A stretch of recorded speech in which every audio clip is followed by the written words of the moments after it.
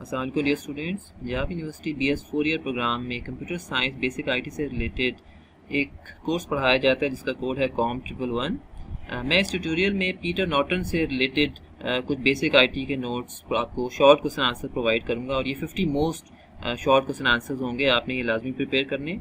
इसके अलावा 70 questions further मैंने इसमें हाईलाइट कर दिए हैं, कुछ कलर कर दिए हैं। फॉर एग्जांपल जो येलो क्वेश्चंस हैं ये मोस्ट इंपॉर्टेंट है, 50 टोटल क्वेश्चंस हैं। इसके बाद जो आपको ग्रीन में नज़र आ रहे हैं ये 70 टोटल क्वेश्चंस हैं। ये यानी जितने कलर्ड हैं क्वेश्चंस ये आपने लाजमी प्रिपेयर करने हैं। ओवरऑल इनकी नंबर है ऑलमोस्ट 280 टोटली क्वेश्चंस हैं। अगर आप इन सब को प्रिपेयर कर लें तो वेल एंड गुड, आपके बड़े अच्छे मार्क्स, आप इजीली इसको प्रिपेयर कर सकते हैं एग्जाम को और पास कर सकते हैं। लेकिन आपने ये जो मैं आइडेंटिफाई कर रहा हूँ ये लाजमी आपने प्रिपेयर करने हैं। और इस ट्यूटोरियल के दो पार्ट्स हैं, एक इंफॉर्मेशन टेक्नोलॉजी और दूसरा MS ऑफिस। MS ऑफिस में ओवरऑल 48 क्वेश्चन है लेकिन मैं 13 आइडेंटिफाई कर रहा हूँ उसमें, और जबकि यहाँ पर मैं आपको मोस्ट इंपॉर्टेंट 50 आइडेंटिफाई कर रहा हूँ इंफॉर्मेशन टेक्नोलॉजी पार्ट ए में। तो लेट्स स्टार्ट। जो हमारा पहला क्वेश्चन है इस वाले से, that is what is information technology. Second है what is information processing life cycle. मैं जस्ट जो कलर्ड आइटम्स हैं, जो क्वेश्चंस हैं, वही आपको मैं कोशिश करूंगा इसकी 2-3 लाइंस में आपको कॉन्सेप्ट दे दूं तो आप इसको रीड कर सकते हैं। और दूसरी बात, आपको क्रैम करने की ज़रूरत नहीं है, जस्ट आपको आइडिया होना चाहिए। मैं आपको बेसिक आइडिया दूंगा, आपने जस्ट इसको एक दफ़ा रीड करके इसका कॉन्सेप्ट जो है वो ले लेना है और फिर आप इसको खुद से रिप्रोड्यूस कर सकते हैं।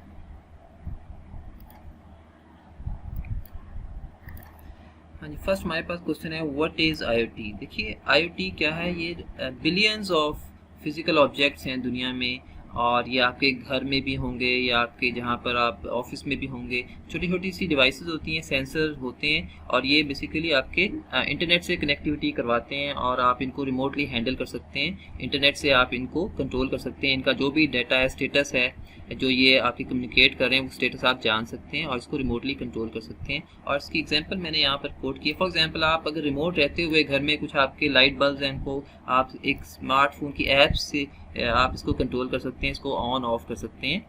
तो ये इस वाले से एक इम्पॉर्टेंट क्वेश्चन है। सेकेंड है आपका most important question, what is artificial intelligence.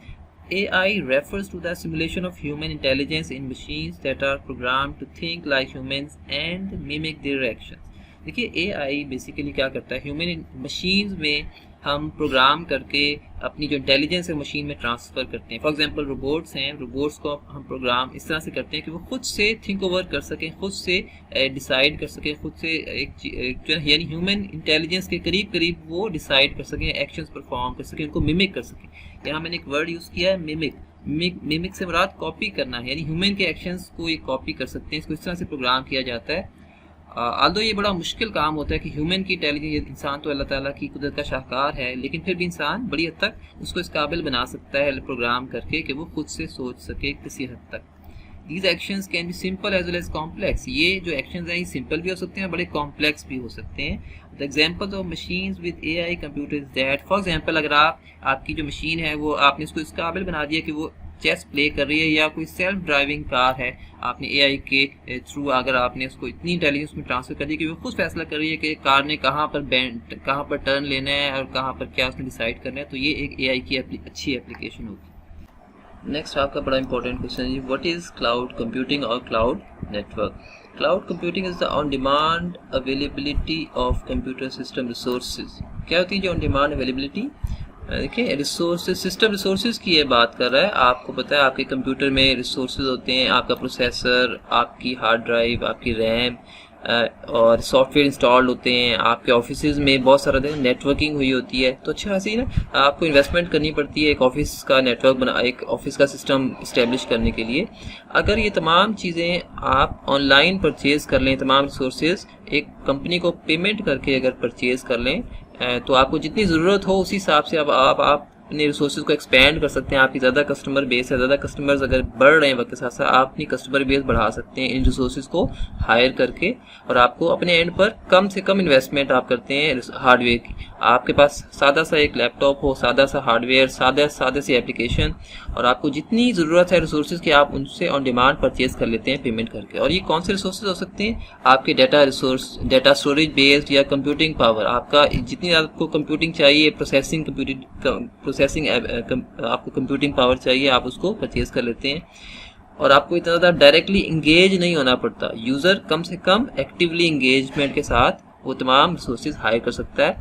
आपको बहुत सारे अदरवाइज सॉफ्टवेयर्स इंस्टॉल करने पड़ते हैं अपने एंड पर, आपको नेटवर्किंग के, आपको एंटीवायरस सॉफ्टवेयर इंस्टॉल करने पड़ते हैं, एक एनवायरनमेंट बनाना पड़ता है, अच्छा सा कॉस्टली एनवायरनमेंट होता है। तो ये तमाम चीज़ें आपको रेडीली सिर्फ पेमेंट पर क्लाउड में आपको अवेलेबल हो जाती हैं, और वो आपसे पेमेंट ले लेते हैं और आप उनको यूज़ कर सकते हैं। Cloud computing is the delivery of different services through the internet. Basically internet पर आप उनकी सर्विसेज हायर कर रहे होते हैं कंपनी की, और कंपनी ने अपने एंड पर एक डाटा सेंटर बनाया होता है और आपको सर्विसेज ऑफर कर रहे होते हैं। आजकल क्लाउड का दौर है, आजकल अपने एंड पर बहुत कम ऑफिस जो हैं वो इन्वेस्टमेंट करते हैं और कम से कम ऑफिस पर खर्चा करते हैं, वो जिस क्लाउड की तरफ जा रही है इस वक्त world. These resources include tools and application like data storage. अब ये स्टोरेज हो सकता है, आप स्टोरेज बना सकते हैं, आप परचेज कर सकते हैं। आप सर्वर्स जो हैं, आपको सर्वर्स कॉन्फ़िगर करने की जरूरत नहीं है, आप क्लाउड पर रहते हुए सर्वर्स को कॉन्फ़िगर कर सकते हैं। आप डेटाबेस सर्वर भी क्लाउड पर बना सकते हैं। नेटवर्किंग आप जो है वो क्लाउड पर कर सकते हैं। सॉफ्टवेयर बहुत सारे आप क्लाउड पर रहते हुए इंस्टॉल कर सकते हैं। तो एक बड़ी अच्छी जदीद टेक्नोलॉजी है ये। नेक्स्ट है जी, what is cache? Cache is an extremely fast memory type that acts as a buffer between RAM and CPU. देखिए, कैशे मेमोरी एक इंटरमीडिएट टाइप की मेमोरी है जो एक बफर के तौर पर एक्ट करती है CPU और RAM के दरमियान। जब भी देखिए CPU को इंस्ट्रक्शन चाहिए होती हैं वर्किंग के लिए, और ये इसको बार बार RAM के पास जाकर इंस्ट्रक्शंस को कैरी करके लाकर अपने पास एग्जीक्यूट करना पड़ता है। तो होता ये है, अगर कैशे हो CPU में तो फिर CPU एक पूरा बड़ा ब्लॉक, जो एक ब्लॉक में काफ़ी सारी इंस्ट्रक्शंस हो सकती हैं, तो वो RAM से उठाकर अपने पास कैशे में लाकर रख लेता है, और फिर जब भी उसको नेक्स्ट टाइम CPU को ज़रूरत पड़ती है इंस्ट्रक्शन, वो पहले कैशे को सर्च करता है, और फिर वो अगर ना उसको दस्तियाब हो कैशे से, फिर वो RAM की तरफ जाता है, और तो इस तरह से उसका टाइम जो है वो बच जाता है और सेव हो जाता है। तो एक बड़ी अच्छी एक आर्किटेक्चर है ये। नेक्स्ट हमारे पास है जी, what is multitasking? The execution of more than one task simultaneously in an interleaved fashion through a time-shared system is known as multitasking. देखिए, आप बेक वक्त जब साइमल्टेनियसली बहुत सारी एप्लीकेशंस रन कर रहे होते हैं और आपका प्रोसेसर उन सब एप्लीकेशंस पर बड़ी तेज़ी से स्विच कर रहा होता है, इसे कहते हैं इंटरलीव्ड फैशन, और through time shared system. Basically time sharing का एक कॉन्सेप्ट होता है, आपका CPU जो है उन सब में शेयरिंग कर रहा है, स्विच कर रहा है बड़ी तेज़ी से, तो इसको मल्टीटास्किंग कहते हैं। और इस तरह से पैरेलल, बेसिकली कोई पैरेलल प्रोसेसिंग नहीं हो रही थी, मल्टीटास्किंग में आपका प्रोसेसर बड़ी तेज़ी से स्विच कर रहा होता है। Next is what is multiprocessing? Multiprocessing is the use of two or more CPUs within a single computer system. देखिए, प्रोसेसिंग कहते हैं, ये प्रोसेसिंग प्रोसेसर से निकला है कि एक वक्त में मल्टीपल प्रोसेसर्स, क्योंकि आजकल जो कंप्यूटर्स आ रहे हैं उनमें आपके पास मल्टीपल प्रोसेसर्स वाले सिस्टम्स होते हैं, और एक टास्क जो है वो सब प्रोसेसर्स में डिवाइड होकर एग्जीक्यूट हो रहा होता है, और इस तरह से आपकी जो पैरेलल प्रोसेसिंग हो रही होती है और एफिशिएंटली आपके सिस्टम की जो एफिशिएंसी है बढ़ जाती है। तो साइमल्टेनियसली बहुत सारे मल्टीपल प्रोसेसर्स पर जो एग्जीक्यूशन हो रही है वो आपकी मल्टी प्रोसेसिंग है। What is pirated software? देखिए, पायरेटेड सॉफ्टवेयर से रिलेटेड जो कॉन्सेप्ट है वो है सॉफ्टवेयर पायरेसी। और software piracy is a term used to describe the act of illegal using, copying और डिस्ट्रीब्यूटिंग सॉफ्टवेयर विदाउट ओनरशिप और लीगल राइट्स। इसमें होता ये है कि आप अगर बग़ैर इजाज़त के, बग़ैर लाइसेंस के एक सॉफ्टवेयर इस्तेमाल कर रहे हैं, उसे कॉपी कर रहे हैं, उसके फ्रीली आगे फर्दर डिस्ट्रीब्यूट करके आप पैसे अर्न कर रहे हैं, तो ये आपकी सॉफ्टवेयर पायरेसी कहलाएगी। और विदाउट एनी ओनरशिप, आपको उसका राइट्स भी नहीं है और आप उसको फर्दर डिस्ट्रीब्यूट कर रहे हैं, तो ये आपकी एक इलीगल एक्टिविटी है। Next, differentiate source code and object code. Source code is a human readable program written in high level programming language. आप जो आपकी हाई लेवल प्रोग्रामिंग लैंग्वेज में अगर आप कोई कोड लिख रहे हैं तो वो सोर्स कोड कहलाएगा, और जब आप उसको ट्रांसलेट कर देते हैं, उसको कन्वर्ट कर देते हैं कंपाइलर के थ्रू, तो फिर वो ऑब्जेक्ट कोड में कन्वर्ट हो जाता है। और ऑब्जेक्ट कोड क्या है? ऑब्जेक्ट कोड है आपकी बाइनरी लैंग्वेज। जब आपने इसको कन्वर्ट कर दिया, वो हाई लेवल से लो लेवल में कन्वर्ट हो गई और बाइनरी में आ गई, और फिर वो एग्जीक्यूट होती है CPU अब उसको एग्जीक्यूट कर सकता है, उसको अंडरस्टैंड कर सकता है। सोर्स कोड की फॉर्म में CPU उसको अंडरस्टैंड नहीं कर सकता था, लेकिन जब वो कंपाइलर से गुजर गई, लो लेवल में आ गई, तो वो अब वो ऑब्जेक्ट कोड बन गई और फिर वो CPU उसको एग्जीक्यूट कर सकता है। नेक्स्ट एक इम्पॉर्टेंट क्वेश्चन है, what is real time system In real time system, response should be guaranteed within a specific timing constraint. देखिए रियल टाइम सिस्टम एक ऐसा सिस्टम होता है जो आपको एक टाइम लिमिट के अंदर रहते हुए आपको रिस्पांस की गारंटी दे रहा होता है और वो उस डेडलाइन को मीट करता है, परफेक्टली इसको मीट करता है। फॉर एग्जांपल कुछ ऐसे सिस्टम्स होते हैं बड़े क्रिटिकल और सेंसिटिव नेचर के, for example flight control system, missile system, industrial control systems ऐसे होते हैं, उनमें आप डिले को अफोर्ड नहीं कर सकते, तो उन ऐसे सिस्टम को हम कहते हैं रियल टाइम सिस्टम। तो इसकी भी दो टाइप्स हैं, एक software based real time system होता है और एक हार्डवेयर बेस्ड होता है, ये आपने देखा है, हमने स्टडी किया था। Next, what is intranet? An intranet can be defined as a private network used by an organization or a group to communicate with each other. ये क्या होता है? इंटरनेट एक प्राइवेट नेटवर्क है एक ऑर्गेनाइजेशन का, और इस एक रेस्ट्रिक्टेड इसकी एक्सेस होती है, तमाम जितने इसके मेंबर्स होते हैं सिर्फ उन्हीं को वो एक्सेस हासिल होती है, लॉगिन पासवर्ड के साथ वो लॉगिन करते हैं, और इसकी जो प्राइमरी पर्पस है to help employees securely communicate with each other. तमाम एम्प्लॉयज जो सिक्योरली कम्युनिकेट कर रहे होते हैं, इंफॉर्मेशन एक्सचेंज कर रहे होते हैं, शेयर कर रहे होते हैं। तो एक प्राइवेट बेसिकली इंटरनेट, एक इंटरनेट का एक आप समझ छोटा इंटरनेट है जो कि विद इन द कंपनी इस्तेमाल कर रहे होते हैं लोग, तो ये कहलाएगा इंट्रानेट। नेक्स्ट है जी व्हाट इज एक्स्ट्रानेट। देखिए इंट्रानेट की एक्सपेंशन है, अगर आप अपने इंट्रानेट की किसी थर्ड पार्टी को एक्सेस दे रहे हैं और वो लॉगिन पासवर्ड के साथ एक्सेस कर सकते हैं, तो इस आप इसमें डिफरेंट जब कंपनीज का मर्जर होता है तो वो एक एक्स्ट्रानेट कहलाएगा, और कोई और पब्लिक जो है वो आपके नेटवर्क को एक्सेस नहीं कर रही होती, चाहे वो इंटरनेट है या एक्स्ट्रानेट है, तो ये बेसिकली एक रेस्ट्रिक्टेड एक्सेस है आपके प्राइवेट नेटवर्क की एक्सटर्नल यूजर को। अब आपके फॉर एग्जांपल डिफरेंट कंपनीज हैं, उनके कस्टमर्स होते हैं, उनके सप्लायर्स होते हैं, अगर आपने उनको सिक्योर एक्सेस देनी है तो आप एक्स्ट्रानेट के थ्रू दे सकते हैं। नेक्स्ट है जी what is VPN. It is a virtual private network. और क्या होता है जी वीपीएन में, ये आपको बेसिकली एनक्रिप्टेड कम्युनिकेशन प्रोवाइड करता है।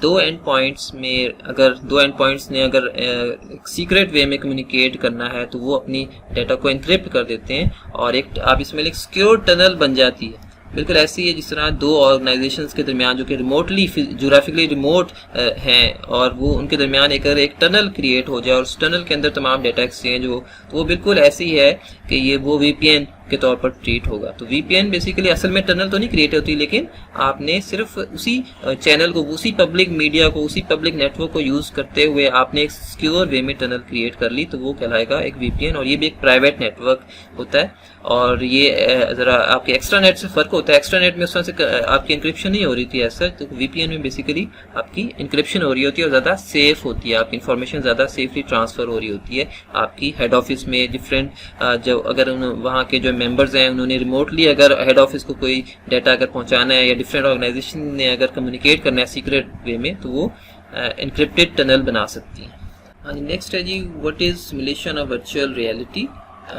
सिमुलेशन में आप बेसिकली रियल वर्ल्ड सिस्टम को मॉडल कर रहे होते हैं, उसको कॉपी कर रहे होते हैं, इमिटेट कर रहे होते हैं। असल में आप उस चीज़ को परफॉर्म नहीं कर रहे होते, सिर्फ आप सॉफ्टवेयर के थ्रू, एक मॉडलिंग के थ्रू, आप मैथमेटिकल मॉडलिंग हो सकती है, या फिर इसमें काफ़ी सारी प्रोग्रामिंग इन्वॉल्व होती है, आप उसको टेस्ट कर रहे होते हैं, बहुत सारे रिजल्ट्स को आप टेस्ट कर रहे होते हैं सॉफ्टवेयर में रहते हुए, एक आर्टिफिशियल एनवायरनमेंट में रहते हुए आप उसको परफॉर्म कर रहे होते हैं।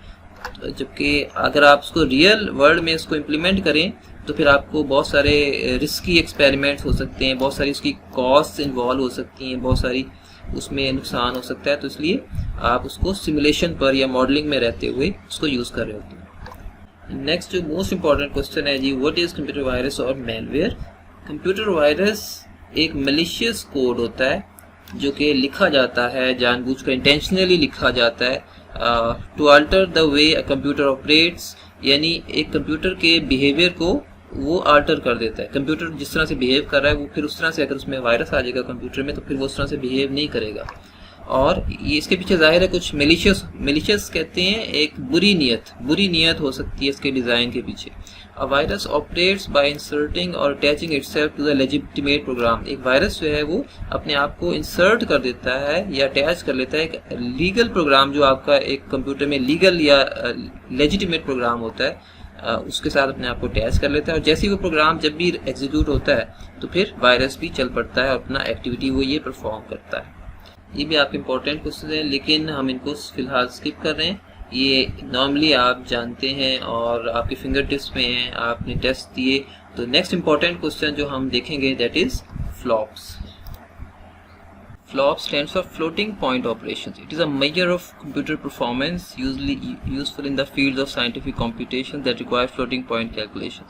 क्या है जी फ्लॉप्स एक यानी जो आजकल के सुपर कंप्यूटर्स हैं या अच्छे कंप्यूटर्स हैं उनकी परफॉर्मेंस को मेजर करने का एक आला है और फ्लोटिंग पॉइंट को कैलकुलेट करता है कि एक कंप्यूटर कितने एक सेकंड में कितने फ्लोटिंग पॉइंट्स जो हैं या कितने एक्सपोनेंशियल कैलकुलेशंस को परफॉर्म कर सकता है। तो एक बेंचमार्क है, this is a performance benchmark for evaluating the capacity of modern super computers. पहले जो सुपर कंप्यूटर्स को मेजर करने के लिए मिप्स यूज़ होता था, ये यहाँ पे मिप्स को भी एक्सप्लेन किया, मिलियन इंस्ट्रक्शन पर सेकंड। लेकिन मिप्स का एक प्रॉब्लम था कि ये सिर्फ इंटीजर ऑपरेशंस को ही रहते हुए हम उसको कैलकुलेट कर सकते थे और इंटीजर ऑपरेशंस जो है वो नॉर्मली बड़ी हद तक एक जैसा सेम अमाउंट ऑफ टाइम लेते हैं। लेकिन जो फ्लोटिंग पॉइंट ऑपरेशन है डिफरेंट तरह के इसमें ऑपरेशंस होते हैं एक्सपोनेंशियल के पॉइंट ऑफ व्यू से। तो आजकल जो सुपर कंप्यूटर्स हैं उनको हम टेराफ्लॉप्स और पीटाफ्लॉप्स के इसमें रहते हुए जो है ना बेंचमार्क कर रहे होते हैं और इसकी इवैल्यूएट कर रहे होते हैं परफॉर्मेंस। तो एक अच्छा मेजर है, आपको बताना चाहिए और साथ साथ मिप्स का भी आपको बताना चाहिए, यहाँ से आप रीड कर सकते हैं। Next, define registers. रजिस्टर्स आपको पता है जी फास्टेस्ट मेमोरी होती है और स्मॉलेस्ट मेमोरी है और सीपीयू के अंदर जो मेमोरी है उसको हम रजिस्टर मेमोरी कहते हैं और इसका जो है टेम्परेरी ऑब्वियसली ये टेम्परेरी होल्ड करती है डाटा, वॉलेटाइल भी है और इसके अलावा इसका जो साइज़ है ना वो आपने याद रखना है, साइज़ का चंद बाइट्स में होता है, 2 बाइट 4 बाइट 8 बाइट, तो इस तरह से चंद एक बाइट्स में ही होता है। इसके अलावा भी आपको चंद क्वेश्चन यहाँ नज़र आ रहे हैं, define ports, what is UPC, आपने इसको भी देखना है। Digital camera, touch screen, important question है। इसी तरह ट्रैक बॉल और प्लॉटर भी। नेक्स्ट है what is debugging. Debugging is the process of locating and removing code errors in computer programs. जो प्रोग्रामर्स होते हैं वो अक्सर डिबगिंग को यूज़ करते हैं और एरर्स को फाइंड करते हैं और एक एरर को these error are refer to bugs, वो जो एरर्स हैं उनको हम बग्स कहते हैं और बग्स निकालना, एरर्स को रिमूव करना डिबगिंग कहलाता है। नेक्स्ट क्वेश्चन है जी what is booting of computer, और ये भी इंपॉर्टेंट है, आप देख सकते हैं और ये ऑपरेटिंग सिस्टम जो आपका बूट होता है उससे रिलेटेड है। कस्टमाइज सॉफ्टवेयर क्या होता है ये आप रीड कर सकते हैं। नेक्स्ट हम देखेंगे package software. Package software application software की टाइप है जो जनरल पब्लिक को ऑफर किया जाता है और it is a collection of programs that perform similar function और है सिमिलर फीचर्स। देखिए आप जो भी MS ऑफिस यूज़ करते हैं, ठीक है, हर घर में जा रही है MS ऑफिस की एक कॉपी, तो वो बेसिकली सबकी फ़ीचर सेम है। इसके मुकाबले में जो कस्टमाइज सॉफ्टवेयर है उसकी यूनिक फ़ीचर्स होती हैं, हर बंदे के लिए अपना एक सॉफ्टवेयर डिज़ाइन किया जाता है, तो इसीलिए कहा जा रहा है कि इसकी सिमिलर फीचर्स होती हैं, सिमिलर फंक्शंस होते हैं। और इसकी एग्जांपल्स क्या हैं, आपका MS ऑफिस में तमाम चीज़ें जो है, इसके अलावा भी बहुत सारे इमेजेस के, एडोब, फोटोशॉप, बहुत सारे इस तरह के पैकेज सॉफ्टवेयर होते हैं जो आपको आम एक CDs जो है मार्केट में अवेलेबल होते हैं। नेक्स्ट है जी व्हाट इज़ कंपाइलर। कंपाइलर की थोड़ी सी बात हुई, ये एक लैंग्वेज ट्रांसलेटर होता है जो हाई लेवल को लो लेवल या ऑब्जेक्ट कोड में कन्वर्ट करता है और फिर ये मशीन इसको अंडरस्टैंड कर सकती है। और एक और बात, कंपाइलर जो है एज अ होल, आपने यहाँ पर होल प्रोग्राम का जिक्र करना है कि एज ए होल प्रोग्राम जो है सोर्स कोड को कन्वर्ट कर देता है मशीन कोड में। अच्छा जी, आपने ये भी करना है, इंटरप्रेटर और असेंबलर भी थोड़ा सा देखना है। इसके अलावा आपको ये कन्वर्जेंस भी आनी चाहिए, ठीक है। ये बाइनरी की कन्वर्जेंस है, ये मैंने हेक्साडेसिमल को, ये बेसिकली थोड़ा सा यहाँ मिस्टेक हो गई, इस तरह से 3A और इसकी जो बेस है वो 16 है, तो इसको आपने कन्वर्ट करना है डेसिमल में। किस तरह से कन्वर्ट करना है तो ये आपको आनी चाहिए। DDoS, distributed denial of service attack, ये एक अटैक है, पॉपुलर अटैक है और इसमें जो है बहुत सारे अटैकर्स जो हैं मिलकर सर्वर पर फ्लडिंग कर देते हैं एक मैसेज की, फॉल्स ट्रैफिक की, तो इस तरह से एक अटैक लॉन्च हो जाता है। हब है, ये आपने देखना है, स्विच को भी देखना है। इसके बाद जो क्वेश्चन है ब्रिज और राउटर, वो इंपॉर्टेंट है, वो मैं बताता हूँ आपको। Define bridge. ब्रिज क्या है जी? ब्रिज बेसिकली आपके एक बड़े नेटवर्क को 2 नेटवर्क्स में डिवाइड कर देता है। या आप इस तरह से भी कह सकते हैं कि 2 डिफरेंट लोकल एरिया नेटवर्क्स को अगर आपने ज्वाइन करके एक नेटवर्क बनाना है तो आप ब्रिज को यूज़ कर सकते हैं। तो और इसका काम ये होता है कि बड़ी लार्ज ब्रॉडकास्ट डोमेन को 2 ब्रॉडकास्ट डोमेन्स में डिस्ट्रीब्यूट कर देता है, ठीक है। तो आपने इस चीज़ को अब रीड करेंगे आपको समझ आ जाएगी। नेक्स्ट है जी राउटर। राउटर आपको पता है दुनिया में राउटर का एक नेटवर्क जो है जाल फैला हुआ है और ये नेटवर्क लेयर पर वर्क करता है और ये आईपी एड्रेसेस की बेसिस पर आपको पता है जो राउटर्स होते हैं आईपी एड्रेसेस को प्रोसेस करते हैं और लेयर 3 पर होती है आपकी नेटवर्क लेयर। और इसके अलावा ये जो राउटर्स हैं ये डाटा पैकेट्स को ये आगे फॉरवर्ड कर रहे होते हैं। इन्होंने एड्रेस रीड करना होता है, सोर्स एड्रेस कहाँ से आ रहा है, पैकेट कहाँ जा रहा है और डेस्टिनेशन जो आपका आईपी है उसके ऊपर उस इंटरफेस पे इन्होंने प्लेस कर देना होता है पैकेट को। तो इस तरह से बेसिकली राउटर्स जो हैं ये बैकबोन है आपके इंटरनेट की। गेटवे आपके कुछ राउटर्स जो हैं गेटवे के तौर पर भी सर्व हो रहे होते हैं और गेटवे भी इसी तरह का एक फंक्शन है जो कि डिफरेंट नेटवर्क्स को ज्वाइन कर रहा होता है। तो आप इसको भी देख सकते हैं। डिफाइन मॉडेम, मैं अब मॉडेम को एक्सप्लेन करता हूँ। मॉड्यूलेटर, डीमॉड्यूलेटर, मॉड्यूलेट भी करता है और डीमॉड्यूलेट भी करता है। मॉड्यूलेट कहते हैं डिजिटल को एनालॉग में कन्वर्ट करना और डीमॉड्यूलेट कहते हैं एनालॉग को डिजिटल में कन्वर्ट करना। तो ये मॉडेम आपका दोनों काम कर रहा होता है, सेंड करते हुए ये मॉड्यूलेट करता है और रिसीव करते हुए डीमॉड्यूलेट करता है। और मॉडेम जो है ये ओल्ड आपकी जो टेलीफोन लाइन है ये बेसिकली उसी के ऊपर ये वर्क कर रहा होता है, काम कर रहा होता है। It's a device that connects the computer to the internet and like router modem does not provide your home with wifi connectivity. Router unlike a router आपका जो है वो वाईफाई की कनेक्टिविटी प्रोवाइड कर रहा होता है, लेकिन मॉडेम का जस्ट काम इतना ही है, उसने मॉड्यूलेट और डीमॉड्यूलेट ही करना होता है। नेक्स्ट क्वेश्चन है जी NIC नेटवर्क इंटरफेस कार्ड, आप इसे रीड कर सकते हैं। What is WWW? World wide web कहते हैं और दुनिया में जितने भी आपके वेब सर्वर्स हैं अगर आप उनकी कलेक्शन को देखें इंटरनेट पर तो वो बेसिकली कहलाएगी आपकी वर्ल्ड वाइड वेब। इंटरनेट का एक दूसरा नाम है वर्ल्ड वाइड वेब और इसमें जो प्रोटोकॉल वर्क कर रही होती है वो है HTTP। आप जब भी वेबसाइट एक्सेस करते हैं तो यही प्रोटोकॉल यूज़ कर रहे होते हैं। तो दुनिया में जितनी भी वेब सर्वर्स हैं वो जहाँ जहाँ पर भी वेबसाइट्स होस्ट कर रहे हैं तो इनकी कलेक्शन को और जितना भी आपका वेब है तो इसकी कलेक्शन को हम कहते हैं वर्ल्ड वाइड वेब। और ये वेब जो है ये शेयर कर रहा होता है इन्फॉर्मेशन, तमाम दुनिया में जो कम्युनिकेशन हो रही है, इन्फॉर्मेशन शेयर हो रही है, वो यही वेब वर्ल्ड वाइड वेब जो है उसको जो है वो परफॉर्म कर रहा है। और दुनिया में जितनी भी आपकी इंफॉर्मेशन एक्सचेंज हो रही है, कम्युनिकेशन हो रही है, वो वर्ल्ड वाइड वेब पर ही हो रही है। नेक्स्ट आपका क्वेश्चन है जी what is domain name? Domain name simply आपका जो है वेबसाइट का नेम। फॉर एग्जांपल www.hotmail.com ये एक डोमेन है, hotmail.com, gmail.com ये एक डोमेन है, ठीक है। तो जो आपकी वेबसाइट का नेम है ना बेसिकली इसे हम कहते हैं ह्यूमन रीडेबल फॉर्म। चूँकि आपको पता है हर वेबसाइट की बैक पर एक IP एड्रेस होता है, असल में वही काम कर रही होती है, वही जिम्मेदार होती है, लेकिन आप अपनी आसानी के लिए डोमेन नेम रख लेते हैं ताकि आपको IP एड्रेस याद ना रखना पड़े। तो इसलिए इसके साथ DNS भी इन्वॉल्व होता है, ये DNS के साथ मिलकर वर्क कर रहा होता है। तो it's in other words it is the destination you type into a web browser. Web browser में आप जो URL लिख रहे होते हैं तो वो बेसिकली डोमेन को ही आप सर्च कर रहे होते हैं। नेक्स्ट क्वेश्चन है जी what is web hosting? Web hosting में आप बेसिकली एक वेब सर्वर पर कुछ अपनी वेबसाइट के लिए जगह परचेज़ कर रहे होते हैं, स्पेस परचेज़ कर रहे होते हैं और इसी को हम कहते हैं होस्टिंग। आप अपनी वेबसाइट होस्ट करवाते हैं और उसकी सालाना कुछ पेमेंट कर रहे होते हैं और इसके लिए आपको every website you have ever visited is hosted. जो भी वेबसाइट आपने आज तक यूज़ की है वो कहीं ना कहीं होस्ट होती है और उसको वेब सर्वर होस्ट कर रहा होता है। Next what is firewall? Firewall cyber security में इसकी बड़ी इंपॉर्टेंस है और फायरवॉल के हार्डवेयर्स भी होते हैं, सॉफ्टवेयर्स भी होते हैं और ये आपकी प्रीमिसेस को एक सिक्योरिटी की एक लेयर प्रोवाइड कर रही होती है। और अगर फायरवॉल को क्रॉस कर जाए, आपका कोई हैकर इसको ब्रेक करने में कामयाब हो जाए तो आपका जो है ब्रेक इन वो कर सकता है और आपकी इंफॉर्मेशन जो है वो इम्पोर्टेंट डाटा को वो हैक कर सकता है। तो इंटरनल ट्रैफिक और आउटसाइड ट्रैफिक और इंटरनल ट्रैफिक के दरमियान में एक इंटरमीडियरी के तौर पर जो है फायरवॉल एक्ट कर रही होती है। नेक्स्ट है जी नेटवर्क प्रोटोकॉल क्या होती है, DHCP क्या है, ये आपने ज़रा देखना है। अब हम देखते हैं what is DNS। What is DNS? Domain name system. ये आपका एक डोमेन नेम सिस्टम भी आप इसको कह सकते हैं, डोमेन नेम सर्वर भी कह सकते हैं। और इसका काम होता है कि इसने डोमेन नेम को IP एड्रेस पर रिजॉल्व करना होता है और इसी की बेसिस पर आप इतनी सारी दुनिया में जो वेबसाइट्स हैं उनको आपने सिर्फ उनके डोमेन नेम याद रखने होते हैं, URL याद रखने होते हैं। अगर ये DNS ना वर्क कर रहा होता तो आपको IP एड्रेसेस याद रखने पड़ते और फिर ये आपके लिए बहुत मुश्किल होता है। तो इसकी वजह से आपके लिए बहुत सहूलत हो गई है।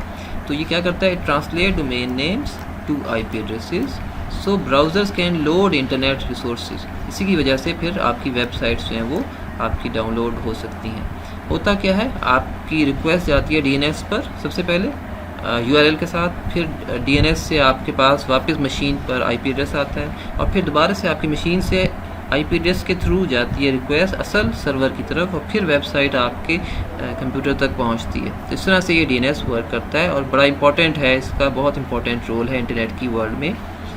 नेक्स्ट है जी, what is HTTP? Text transfer protocol is the foundation of world wide web. ये प्रोटोकॉल बेसिकली आप जब भी वेबसाइट एक्सेस करते हैं तो इसी प्रोटोकॉल के ज़रिए करते हैं और ये लोड करती है web pages. It refers to the set of rules for transferring files. और इसमें क्या होता है, जब आप वेबसाइट एक्सेस करते हैं तो वेबसाइट डाटा है और वो डाटा डिफरेंट तरह का हो सकता है, टेक्स्ट है, इमेजेस है, साउंड, वीडियो, बहुत सारी दूसरी मल्टीमीडिया फाइल्स। तो वो कुछ रूल्स एंड रेगुलेशंस होते हैं। तो HTTP ये जो प्रोटोकॉल होती है ना, प्रोटोकॉल इटसेल्फ रूल्स को ही कहते हैं। तो वो तमाम रूल्स जो हैं इन जो फाइल्स जब ट्रांसफ़र होती हैं तो ये उन पर अप्लाई होती है। राइट जी, नेक्स्ट आपकी प्रोटोकॉल है डिफाइन TCP/IP। बड़ी इंपॉर्टेंट प्रोटोकॉल है, let's explore it. TCP/IP stands for Transmission Control Protocol, internet protocol and is. देखिए, जब भी आप इंटरनेट यूज़ करते हैं तमाम इंटरनेट की बैकग्राउंड में TCP/IP ही वर्क कर रही होती है और आप इसमें असल में इंटरनेट की लैंग्वेज है ये। It is a suite of communication protocols used to interconnect network devices on the internet और प्राइवेट नेटवर्क्स। तो यही प्रोटोकॉल आपकी डिफरेंट नेटवर्क्स को ज्वाइन करवा रही होती है और प्राइवेट नेटवर्क्स को या पब्लिक नेटवर्क्स को सबकी बैक पर यही प्रोटोकॉल जो है वो वर्क कर रही होती है। बड़ी इंपॉर्टेंट प्रोटोकॉल है। नेक्स्ट आपका जी, व्हाट इज़ URL? URL अभी बात हुई, URL पर यूनिफॉर्म रिसोर्स लोकेटर। आप जो एड्रेस बार में URL टाइप करते हैं, जहाँ डोमेन नेम भी है उसमें प्रोटोकॉल भी होती है और उसमें आपका जो है हाई लेवल डोमेन होती है और आपकी डायरेक्टरीज होती हैं। तो इस तरह से डिफरेंट पार्ट्स में आप URL को डिवाइड कर सकते हैं और ये आप कहाँ लिखते हैं, एड्रेस बार में। राइट, नेक्स्ट है जी आपका वेब ब्राउज़र। वेब ब्राउज़र आपके इंटरनेट को यूज़ करने के लिए जो क्लाइंट साइड पर सॉफ्टवेयर रिक्वायर्ड होता है वो उसे हम कहते हैं वेब ब्राउज़र। और इसमें आपके पास डिफरेंट इसकी एग्जांपल आप लिख सकते हैं, Edge, Microsoft Edge, Internet Explorer, Google Chrome, Mozilla और एप्पल सफारी। बिल्कुल इसी तरह सर्वर एंड पर आपका वेब सर्वर वर्क कर रहा होता है और वेब सर्वर क्या है, it is a software and hardware that uses HTTP। वो भी इसी प्रोटोकॉल को यूज़ कर रहा होता है और इसके अलावा भी बहुत सारी प्रोटोकॉल्स होती हैं जो कि यूज़ हो रही होती हैं। तो वेब सर्वर आपकी बहुत सारी वेबसाइट्स को होस्ट कर रहा होता है और ये रिस्पॉन्सिबल है तमाम वेब पेजेस को यूज़र्स तक पहुंचाने के लिए। ये तमाम क्वेश्चन आपने प्रिपेयर करने हैं, लैन, मैन, वैन, first generation of computers, second generation, आपको पता है फर्स्ट जनरेशन में वैक्यूम ट्यूब टेक्नोलॉजी है, सेकंड जनरेशन में आपकी ट्रांजिस्टर बेस्ड टेक्नोलॉजी है और उसी की कुछ वेरिएशंस आपको आगे मिलेंगी। थर्ड जनरेशन में आपकी IC आ जाती है, इंटीग्रेटेड सर्किट, और इसके अलावा फोर्थ जनरेशन में बाकायदा माइक्रो प्रोसेसर इन्वॉल्व हो जाता है। माइक्रो प्रोसेसर भी चिप है, IC भी चिप है, मगर माइक्रो प्रोसेसर के अंदर बहुत सारी डेवलपमेंट की और बहुत ही कॉम्प्लिकेटेड एक चिप है। तो इसमें फिर आपने ज़रा जिक्र करना है वेरी लार्ज स्केल इंटीग्रेशन का, फोर्थ जनरेशन में जिक्र करना है। इसके अलावा माइक्रोवेव कम्युनिकेशन क्या होती है। नेक्स्ट है जी define satellite communication. Satellite communication basically दो अर्थ स्टेशंस के दरमियान अगर सैटेलाइट आपका इन्वॉल्व है, यानी आपके दो अर्थ स्टेशंस सैटेलाइट के ज़रिए से अगर कम्युनिकेशन कर रहे हैं तो हम इसे कहेंगे दिस इज सैटेलाइट कम्युनिकेशन। और इसमें भी आपकी इलेक्ट्रोमैग्नेटिक वेव्स हैं वो वर्क कर रही होती हैं, इलेक्ट्रोमैग्नेटिक वेव्स जो कि आपकी कैरियर वेव्स कहलाती हैं, कैरियर सिग्नल्स कहलाते हैं। और कैरियर सिग्नल्स को क्यों कहते हैं, क्योंकि ये डाटा कैरी कर रहा होता है और डिफरेंट तरह का ये डाटा कैरी कर रहा होता है, voice, audio, video, multimedia data, हर तरह का डाटा ये कैरी करके ले जा सकता है। और बल्क में आप सैटेलाइट को इन्वॉल्व करके डाटा को ट्रांसमिट कर सकते हैं। इसकी एक बड़ी अच्छी बात यह है कि ये डिसास्टर्स जो आपके सिनेरियोज होते हैं, फॉर एग्जांपल कोई अर्थक्वेक आ जाता है या कोई सैलाब वगैरह से डैमेज हो जाता है तमाम इंफ्रास्ट्रक्चर, तो फिर आपका एक बड़ा रिलायबल कम्युनिकेशन एक मीडियम है। सैटेलाइट के थ्रू आप जो है लाजमी अपनी जो है ना उस चीज़ को कम्युनिकेशन को इंश्योर कर रहे होते हैं। नेक्स्ट आपका है what is CAD software. CAD computer aided design is the use of computer based software to aid in design process. ये ऐसा सॉफ्टवेयर है जो कि आपको डिफरेंट प्रोडक्ट्स के डिज़ाइन बनाने में हेल्प करता है। पहले आपकी एक प्रोडक्ट का डिज़ाइन क्रिएट होता है। फॉर एग्जांपल टेक्सटाइल मिल में टेक्सटाइल जब बनते हैं उससे पहले उसका टेक्सटाइल का डिज़ाइन क्रिएट होता है और फिर बाद में उस डिज़ाइन की बेसिस पर जो है आपकी टेक्सटाइल में जो मिल है वो उसके बेस पर काम करती है। आप किसी भी तरह से देख लें, आप एयरक्राफ्ट के डिज़ाइन हैं, आपके जो जदीद जो ऑटोमोबाइल्स हैं उनके डिज़ाइन हैं, तो अगर उनके किसी सॉफ्टवेयर में अगर आप बनाना चाहें, किसी सॉफ्टवेयर में उसका डिज़ाइन को डेवलप करें तो वो जो सॉफ्टवेयर है उसका वो कैड सॉफ्टवेयर कहलाएगा। इसी तरह ऑटो कैड का भी नाम सुना होगा। इसमें जो आर्किटेक्ट्स हैं वो पहले बिल्डिंग के मैप्स या ब्रिजेस के इंफ्रास्ट्रक्चर के पहले डिज़ाइन बनाते हैं, तो वो इंजीनियर्स और डिज़ाइन उसको डिज़ाइन कर रहे होते हैं। CAD software can be use to create ये 2D ड्राइंग्स भी बना सकता है और 3D ड्राइंग्स भी बना सकता है, डिफरेंट मॉडल बना सकते हैं आप इसमें। एक बड़ा ज़बरदस्त सॉफ्टवेयर होता है। नेक्स्ट आपका है CBT।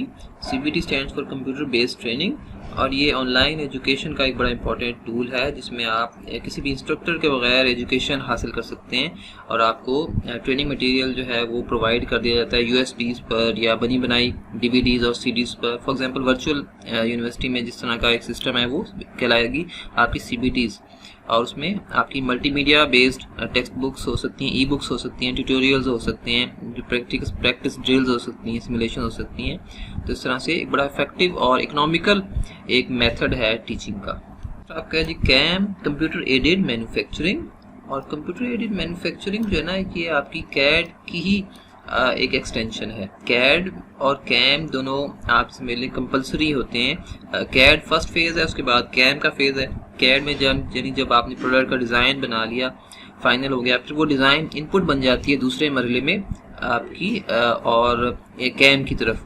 तो कैम में क्या होता है, आपकी जो मशीनरी है, रोबोट्स हैं, मिल्स हैं, वो काम कर रही होती हैं कैड इनपुट की बेसिस पर। वो इनपुट लेती है कैड डिज़ाइन से और फिर उसी के मुताबिक तमाम जो है मशीनरी वर्क कर रही होती है। तो इसका एक बड़ा एक गहरा लिंक है कैड के साथ। ये दोनों मिलकर काम कर रही होती हैं, कैड और कैम। आप इसमें देख सकते हैं, यहाँ पर इसको रीड कर लेंगे तो आपको यही कॉन्सेप्ट मिलेगा।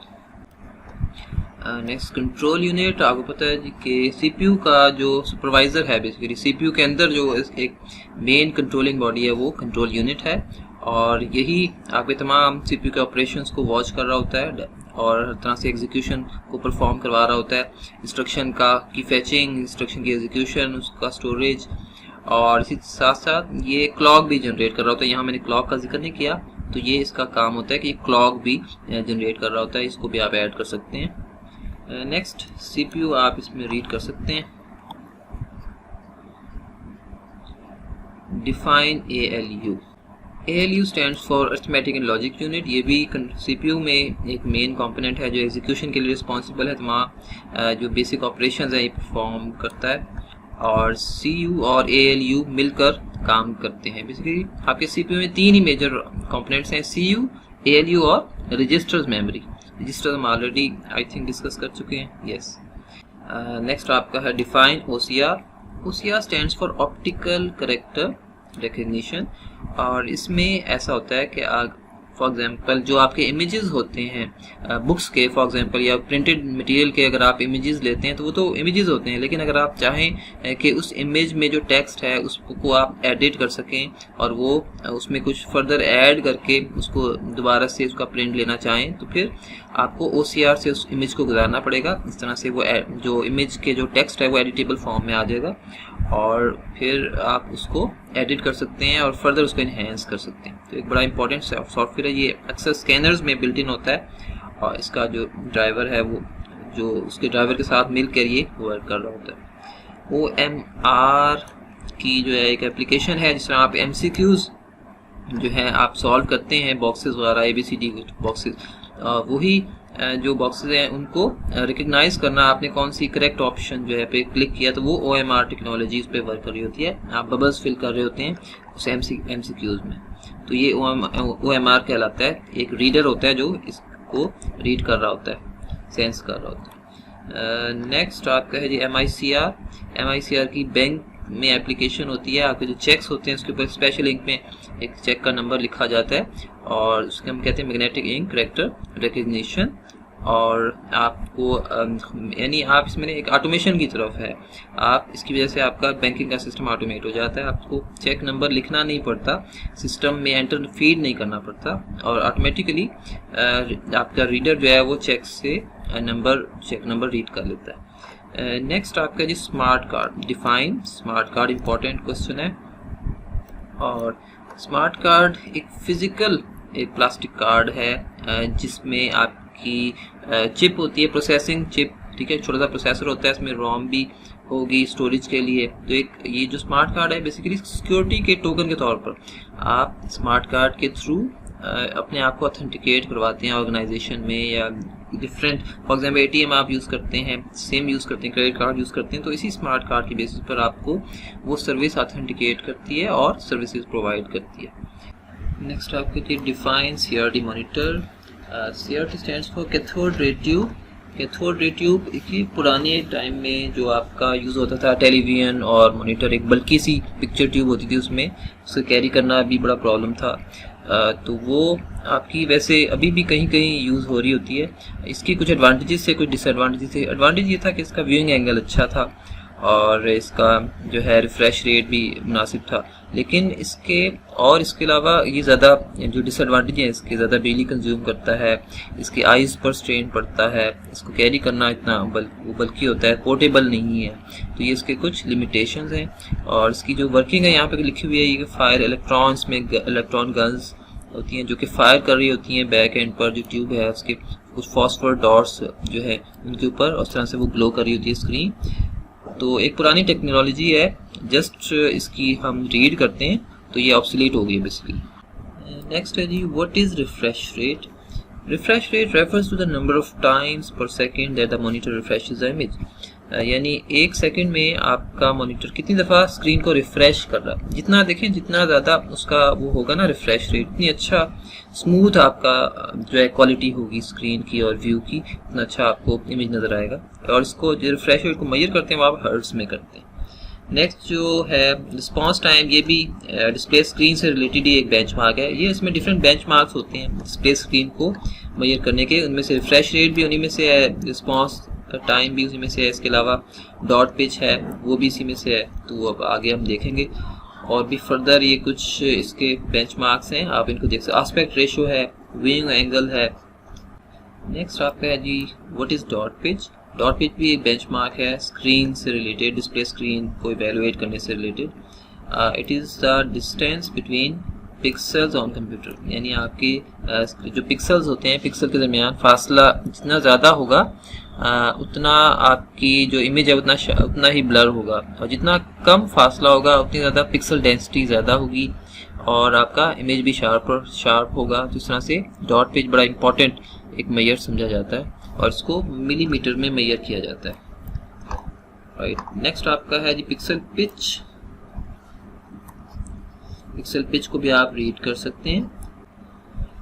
नेक्स्ट आपका है जी what is LCD monitor. Liquid crystal display monitor, और इसने बड़ी हद तक रिप्लेस कर दिया आपकी CRT टेक्नोलॉजी को जो अभी हमने डिस्कस किया। और इसके बहुत सारे एडवांटेजेस थे। एक तो ये कि लिक्विड क्रिस्टल को ये यूज़ कर रहा होता है, जब इलेक्ट्रिसिटी गुजरती है इसकी जो लेयर्स होती हैं उनमें से फिर वो क्रिस्टल बन जाती हैं, फिर वो स्पेसिफिक वे में बिहेव करती हैं जब इलेक्ट्रिसिटी पास होती है और वो ग्लो करती हैं। और इसके अलावा ये लैपटॉप में और फ्लैट पैनल मॉनिटर में यूज़ हो रही होती है।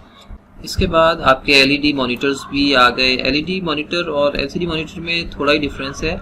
जस्ट आप इसमें LED मॉनिटर जो है ना बैक लाइट के तौर पर LEDs को यूज़ कर रहे होते हैं, और LEDs की वजह से फर्दर ये इसमें एनर्जी एफिशिएंसी जो है वो बढ़ जाती है और इसकी जो लाइफ है ये ज़्यादा है आपके LCD मॉनिटर से। ये दोनों आपके बड़ी हद तक स्मार्ट टेक्नोलॉजीज़ में आ रहे हैं और इनको कैरी करना आसान है, जबकि वक्त के साथ साथ LED मॉनिटर्स जो हैं वो LCD की जगह पर यूज़ हो रही हैं ज़्यादा, और जो ओवरऑल इमेज क्वालिटी है वो LED मॉनिटर की वो बेहतर है।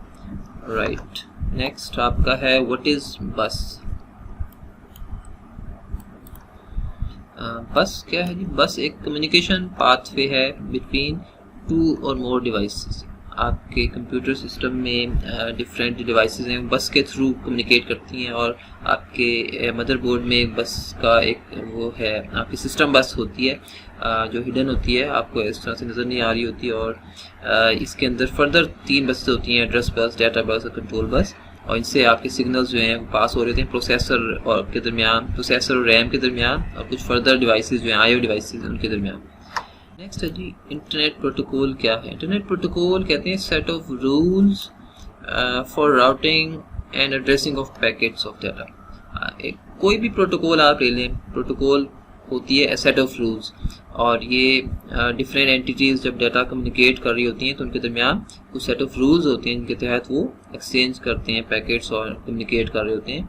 और इसमें आपके इंटरनेट में बहुत सारी प्रोटोकॉल्स होती हैं। तो इंटरनेट प्रोटोकॉल जो है IP प्रोटोकॉल जो है बड़ी मेन प्रोटोकॉल है, और ये नेटवर्क लेयर पर वर्क करती है। इसके थ्रू ही आपके जितने भी पैकेट्स होते हैं वो ट्रवर्स करते हैं, और उनको जो है IP एड्रेसेस असाइन होते हैं, सोर्स IP और डेस्टिनेशन IP पैकेट्स को असाइन होते हैं, और राउटर्स आपके इन्हीं IP प्रोटोकॉल को यूज़ कर रहा होता है। नेक्स्ट है जी डिफाइन ट्विस्टेड पेयर। आपकी देखिए जो आपकी गाइडेड मीडिया है, जो कि गाइडेड मीडिया कहते हैं, जो आपकी वायर्ड मीडिया है और जिसमें गाइडेंस मिल रही होती है एक आपकी सिग्नल को कि उसने कहाँ पर ट्रेवल करना है, वो जहाँ जहाँ वायर जाएगी वहाँ वहाँ वो उसी तरह वो जाएगा।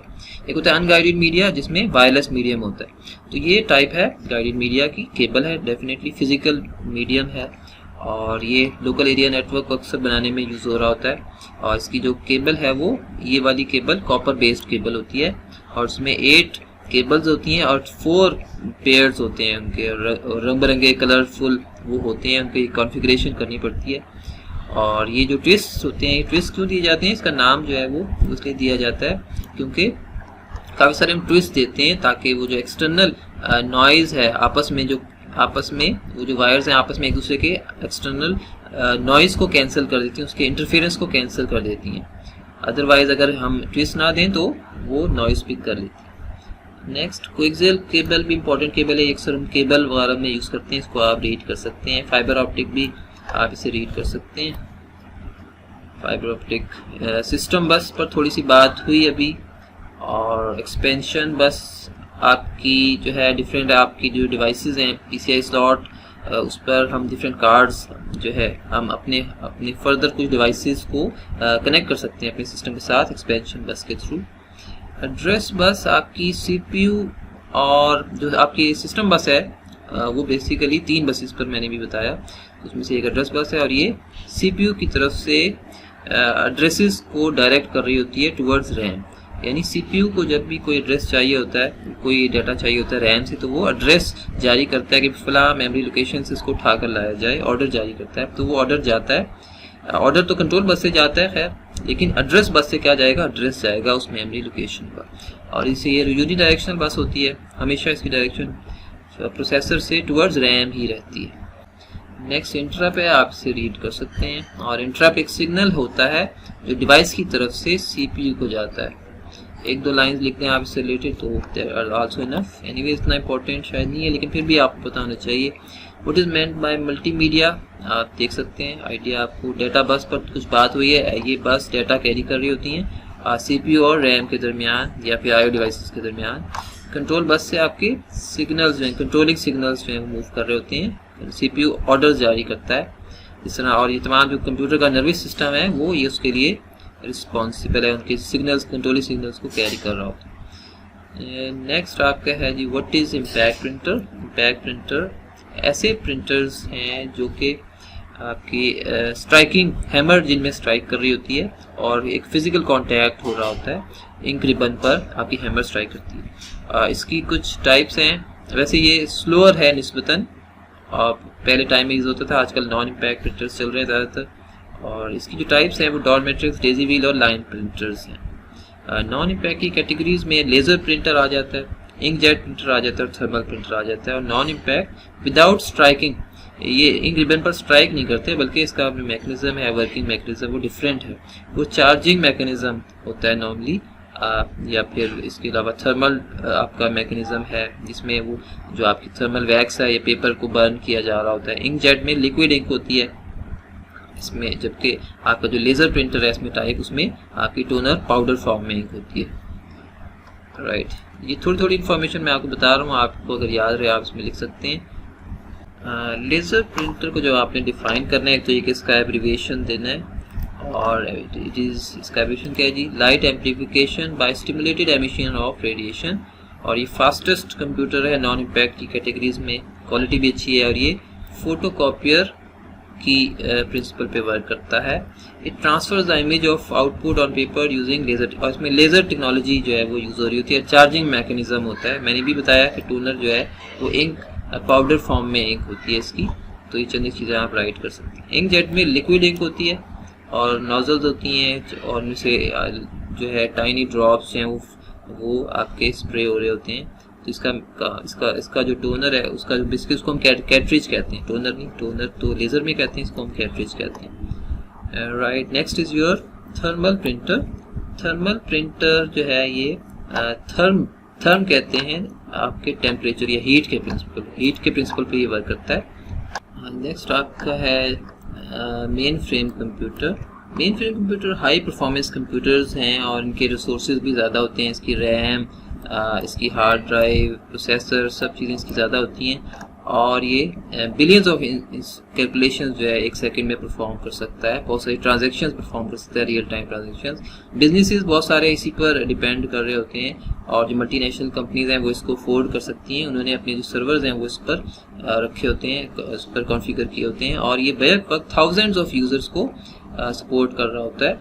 इसकी एग्जांपल आप देख सकते हैं, जो आपकी ट्रैवल एजेंसीज हैं वो उनको रियल टाइम पर अपने जो टिकट्स वगैरह जो सेल वो करते हैं, उनकी जो है वो सेल होते हैं, तो वहाँ पर भी आपका मेन फ्रेम ही वर्क कर रहा होता है। इसके अलावा these computers have lot of computation power, इनकी कंप्यूटेशनल पावर ज़्यादा होती है इन कंपैरिजन टू नॉर्मल एक आम माइक्रो कंप्यूटर की निस्बत, लेकिन सुपर कंप्यूटर्स की डेफिनेटली कम होती है, सुपर कंप्यूटर की बहुत ज़्यादा होती है।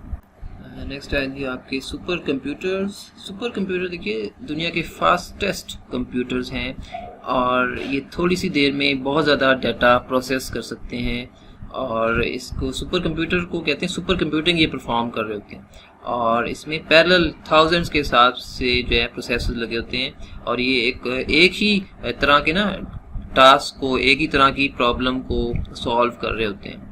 फॉर एग्जाम्पल देखें, आपका जो कंप्यूटर है घर पर वो मल्टीटास्किंग कर रहा होता है, लेकिन ये मल्टीटास्किंग नहीं करते, ये एक ही तरह की प्रॉब्लम को फोकस होके सॉल्व करते हैं। बड़ी कॉम्प्लेक्स और साइंटिफिक और इंडस्ट्रियल प्रॉब्लम होती है, उसको ही रिजॉल्व कर रहे होते हैं, और इसको मेजर कैसे किया जाता है, फ्लोटिंग पॉइंट ऑपरेशंस पर सेकंड, मैंने भी बताया फ्लॉप्स में इसको मेजर किया जा रहा होता है।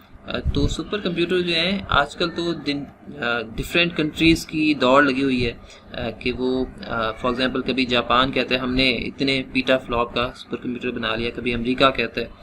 तो ये जिस तरह स्काई स्क्रैपर्स में एक रेस लगी हुई है, बिल्कुल इसी तरह सुपर कंप्यूटिंग में भी लगी हुई है, और डिफरेंट कंट्रीज़ जो हैं, तो ये भी एक तरह से आप ये समझ लें, एक माइट होती है ना एक कंट्री की, वो सुपर कंप्यूटिंग पे डिपेंड कर रही होती है।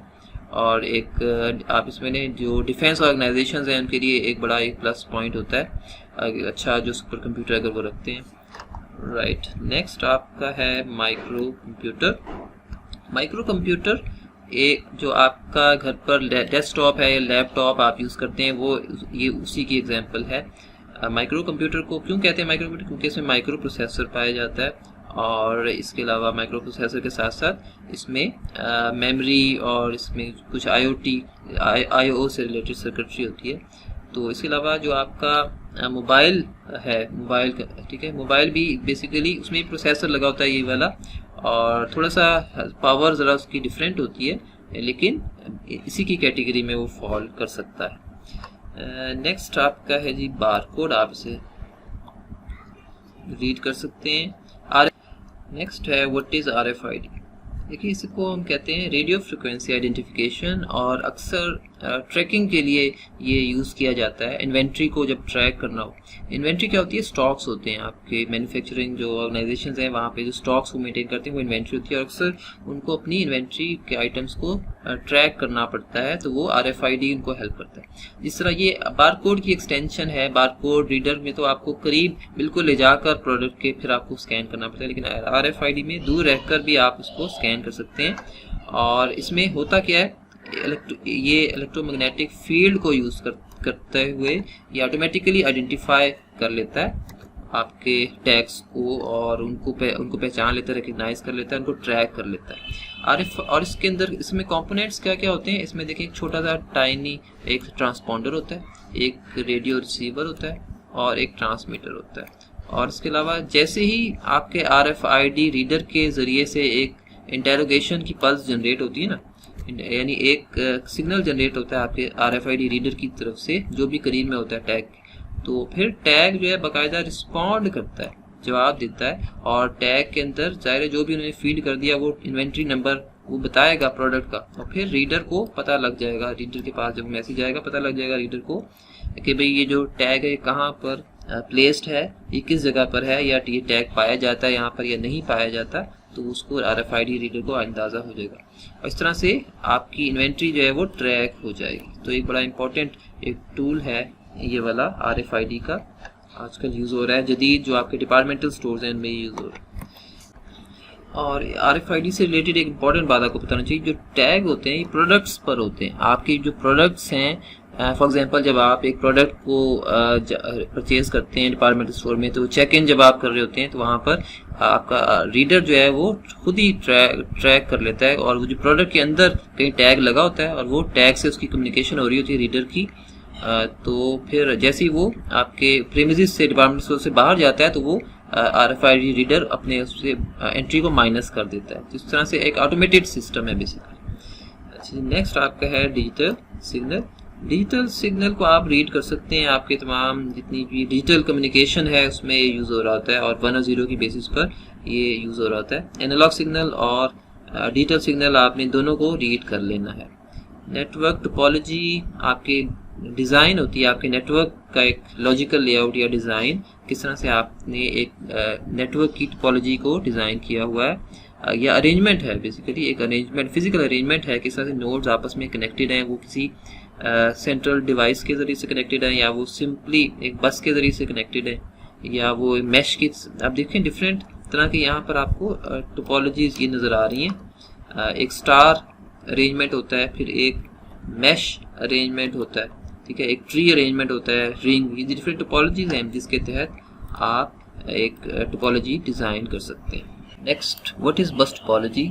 बस टोपोलॉजी एक ऐसी टोपोलॉजी है इसमें तमाम नेटवर्क नोड्स हैं एक सिंगल बैकबोन के थ्रू कनेक्टेड होते हैं। It transmits the data from one end to another in single direction, और एक ही डायरेक्शन में तमाम नोड्स को जो है वो डाटा ट्रांसमिट हो रहा होता है, और बेसिकली ब्रॉडकास्टिंग हो जाती है लेफ्ट साइड पे भी राइट साइड पे भी। No bidirectional featured support in bus topology. It is a multi point connection, इसे हम कहते हैं मल्टी पॉइंट कनेक्शन, और ये इतनी रिलायबल नहीं होती क्योंकि अगर बैकबोन फेल हो जाए तमाम टोपोलॉजी आपकी क्रैश कर जाती है। नेक्स्ट आपकी जी स्टार टोपोलॉजी। स्टार टोपोलॉजी में तमाम नोड्स एक सिंगल हब के ज़रिए से कनेक्टेड होते हैं, और पहले एक कंप्यूटर हब को सेंड करता है, फिर हब दूसरे डेस्टिनेशन कंप्यूटर को फॉरवर्ड करता है। तो इस तरह से एक रिलायबल टोपोलॉजी है, और आजकल लेटेस्ट जो है वो जो चल रही है टोपोलॉजी वो स्टार टोपोलॉजी है। नेक्स्ट आपकी जो रिंग टोपोलॉजी। इस टोपोलॉजी में तमाम नोड्स जो हैं वो एग्जैक्टली दो नेबरिंग नोड्स के साथ कनेक्टेड होते हैं, और एक रिंग की फॉर्म में वो नेटवर्क बना होता है, और टोकन रिंग इस पे सर्कुलेट करता है, टोकन चलता है, और जिस नोड ने भी आगे मैसेज कम्युनिकेट करना उस टोकन को ग्रैब करता है, उसमें अपना डाटा स्टोर करके टोकन को आगे रवाना कर देता है। इस तरह से तमाम नोड्स जो है वो टोकन रिंग को यूज़ करते हुए कम्युनिकेट कर रहे होते हैं। और इसके अलावा बस ये है कि इसमें अगर एक इतनी रिलायबल नहीं है, अगर एक कंप्यूटर भी डाउन हो जाए, एक नोड भी अगर फेल हो जाए तो पूरा नेटवर्क डाउन हो जाता है। ट्री टोपोलॉजी एक कॉम्बिनेशन है स्टार टोपोलॉजी और बस टोपोलॉजी का। आप इस तरह से कह सकते हैं कि डिफरेंट स्टार टोपोलॉजीज अगर चल रही हों आपके यूनिवर्सिटी में, अगर डिफरेंट हब्स पर बेस्ड अगर लैब्स हों, तो आप उनको ज्वाइन करवा सकते हैं बस टोपोलॉजी एक मेन बैकबोन के थ्रू। तो इस तरह से ये ट्री टोपोलॉजी वर्क करती है, दोनों के कॉम्बिनेशंस। नेक्स्ट है जी what is mesh topology. Mesh topology में तमाम नोड्स जो हैं वो आपस में डायरेक्टली कनेक्टेड होते हैं एक्स्ट्रा लिंक्स के ज़रिए से, और अगर आपका कोई एक चैनल फेल हो जाए तो उसमें एक्स्ट्रा लिंक्स होते हैं, फिर आपकी रिलायबिलिटी के साथ डाटा लाजमी ट्रांसफ़र हो जाता है। लेकिन लोकल नेटवर्क में ये इतनी अफोर्डेबल नहीं है, वैन में ज़्यादा ये अफोर्डेबल होती है और वहीं पर ज़्यादा सूटेबल होती है, वहीं पर इसको यूज़ किया जाता है। नेक्स्ट आपकी है जी व्हाट इज़ फर्मवेयर। फर्मवेयर एक आप इसमें लें जो आपकी रोम का एक सॉफ्टवेयर है। रोम जो होती है ना, आपने जिस रोम से आप वाकिफ़ हैं, रोम ईपी रोम जो है, उसमें एक जो है आपका जो सॉफ्टवेयर एक प्रोग्राम या कुछ इंस्ट्रक्शन जो स्टोर की जाती हैं उसको हम कहते हैं फर्मवेयर। इसकी एग्जांपल इस तरह से ले लें, आपकी जो बायोस है तो बायोस किसी चिप में ही स्टोर है, वो जो बायोस का प्रोग्राम है वो कहलाएगा फर्मवेयर। इसी तरह से बहुत सारी एम्बेडेड चिप्स हैं, उनमें भी जो भी एक प्रोग्राम स्टोर होता है रोम में, तो वो फिर फर्मवेयर कहलाता है। Firmware is stored in non volatile memory devices जैसे रोम, ईपी रोम, फ्लैश मेमोरी आपसे रीड कर सकते हैं। राइट, वही चीज़ें जो मैंने बता दिया। और ये low level control basically provide करता है आपकी डिवाइस का फर्मवेयर के through. What is pixel? Pixel is the smallest and basic logical unit of digital image. एक इमेज का सबसे छोटा जो इकाई है, सबसे छोटा यूनिट, वो पिक्सल कहलाता है। जितने ज़्यादा पिक्सल होंगे उतनी ज़्यादा रेजोल्यूशन होगी और ज़्यादा अच्छा शार्पर इमेज आपको नज़र आएगा। और बैंडविड्थ कहते हैं आपकी इंटरनेट की जो बैंडविड्थ होती है, जितनी ज़्यादा बैंडविड्थ होगी उतना ज़्यादा डाटा आपका पास होता है और आपकी ज़्यादा आपकी स्पीड होती है। तो बैंडविड्थ एक मेजर है कि कितनी इंफॉर्मेशन आपके नेटवर्क से गुजर सकती है। तो जितनी ज़्यादा हायर द बैंड, वही बात है जो मैं अभी बता चुका हूँ। Right, next is your resolution. Resolution भी हो चुका। रेजोल्यूशन बेसिकली डिपेंड कर रहा होता है पिक्सल्स पर। जितना ज़्यादा पिक्सल्स होंगे उतनी ज़्यादा रेजोल्यूशन होगी और हाई क्वालिटी इमेज होगा। और इसको हम मेजर कर रहे होते हैं विड्थ बाय हाइट में, यानी पहले आपकी विड्थ और फिर हाइट।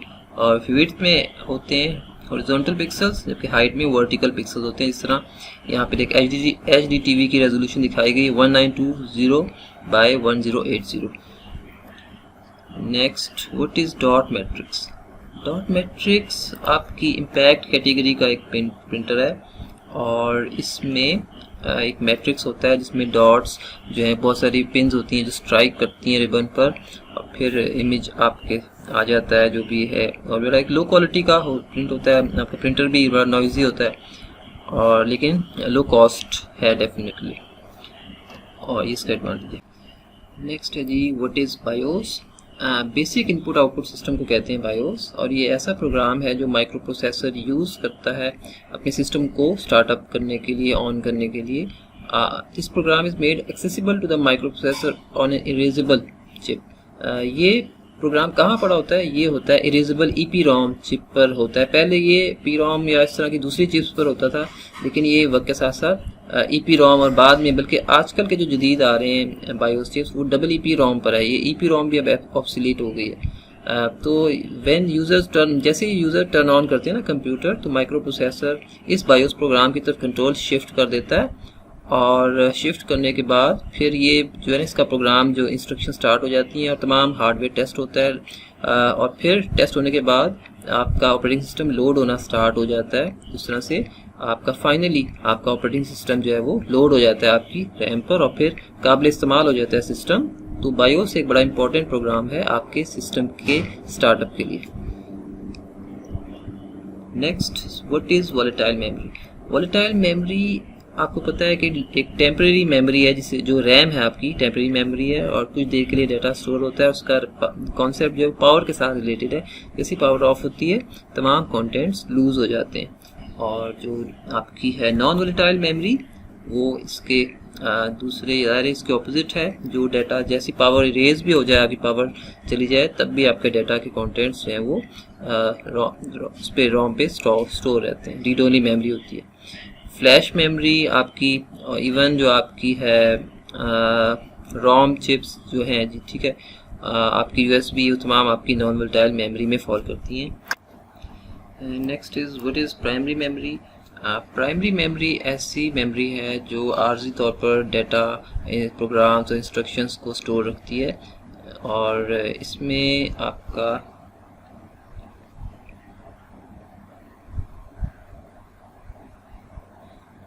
और प्राइमरी मेमोरी रेडिली एक्सेसिबल, यानी फ़ौरन से आपका प्रोसेसर ऐसी मेमोरी जिसको फ़ौरन से आपका प्रोसेसर एक्सेस कर सके वो आपकी प्राइमरी मेमोरी है, और ये करीब होती है आपकी प्रोसेसर से। जबकि सेकेंडरी मेमोरी जितना आपकी सेकेंडरी स्टोरेज है ना वो दूर होता चला जाता है, चाहे वो हार्ड ड्राइव है, चाहे आपकी SSD है, जितनी भी आपकी इस तरह की डिवाइसेस हैं वो ज़रा रिमोट हो जाती हैं और थोड़ा सा डिले आता है उनको प्रोसेसर को अप्रोच करने में। तो प्राइमरी मेमोरी कैशे भी आपकी प्राइमरी में आ रही है, रैम भी प्राइमरी में आ रही है, इवन कुछ रोम की टाइप्स हैं चंद एक जो कि प्राइमरी में आती हैं क्योंकि वो फ़ौरन से प्रोसेसर को अवेलेबल होती हैं। जिस तरह बायोस भी देखें उसको रेडिली अवेलेबल हो जाती है, इस तरह की कुछ चीज़ें वो होती हैं जो कि प्राइमरी में फॉल करती हैं। लेकिन रोम की कुछ होती हैं जिस तरह USB है, वो भी एक तरह से देखें तो टाइप है उसकी, लेकिन वो सेकेंडरी में चली जाती है।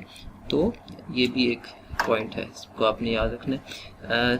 सेकेंडरी स्टोरेज मैंने थोड़ा सा एक्सप्लेन कर दिया। What is difference between CLI और GI, ये इंटरफेस की बात है, ये कमांड लाइन इंटरफेस और ये ग्राफिकल यूज़र इंटरफेस। ये आपका होता है कमांड लाइन में कमांड्स होती हैं, जबकि GUI में आप उसका माउस का अच्छे तरीके से यूज़ कर सकते हैं, और विंडोज़ जो है बेसिकली GUI को यूज़ कर रहा होता है। सिंगल टास्किंग ऑपरेटिंग सिस्टम को आपने ज़रा देख लेना है। डिवाइस ड्राइवर आप जानते हैं कि डिवाइस ड्राइवर ये भी एक इम्पॉर्टेंट क्वेश्चन है, अक्सर आ जाता है।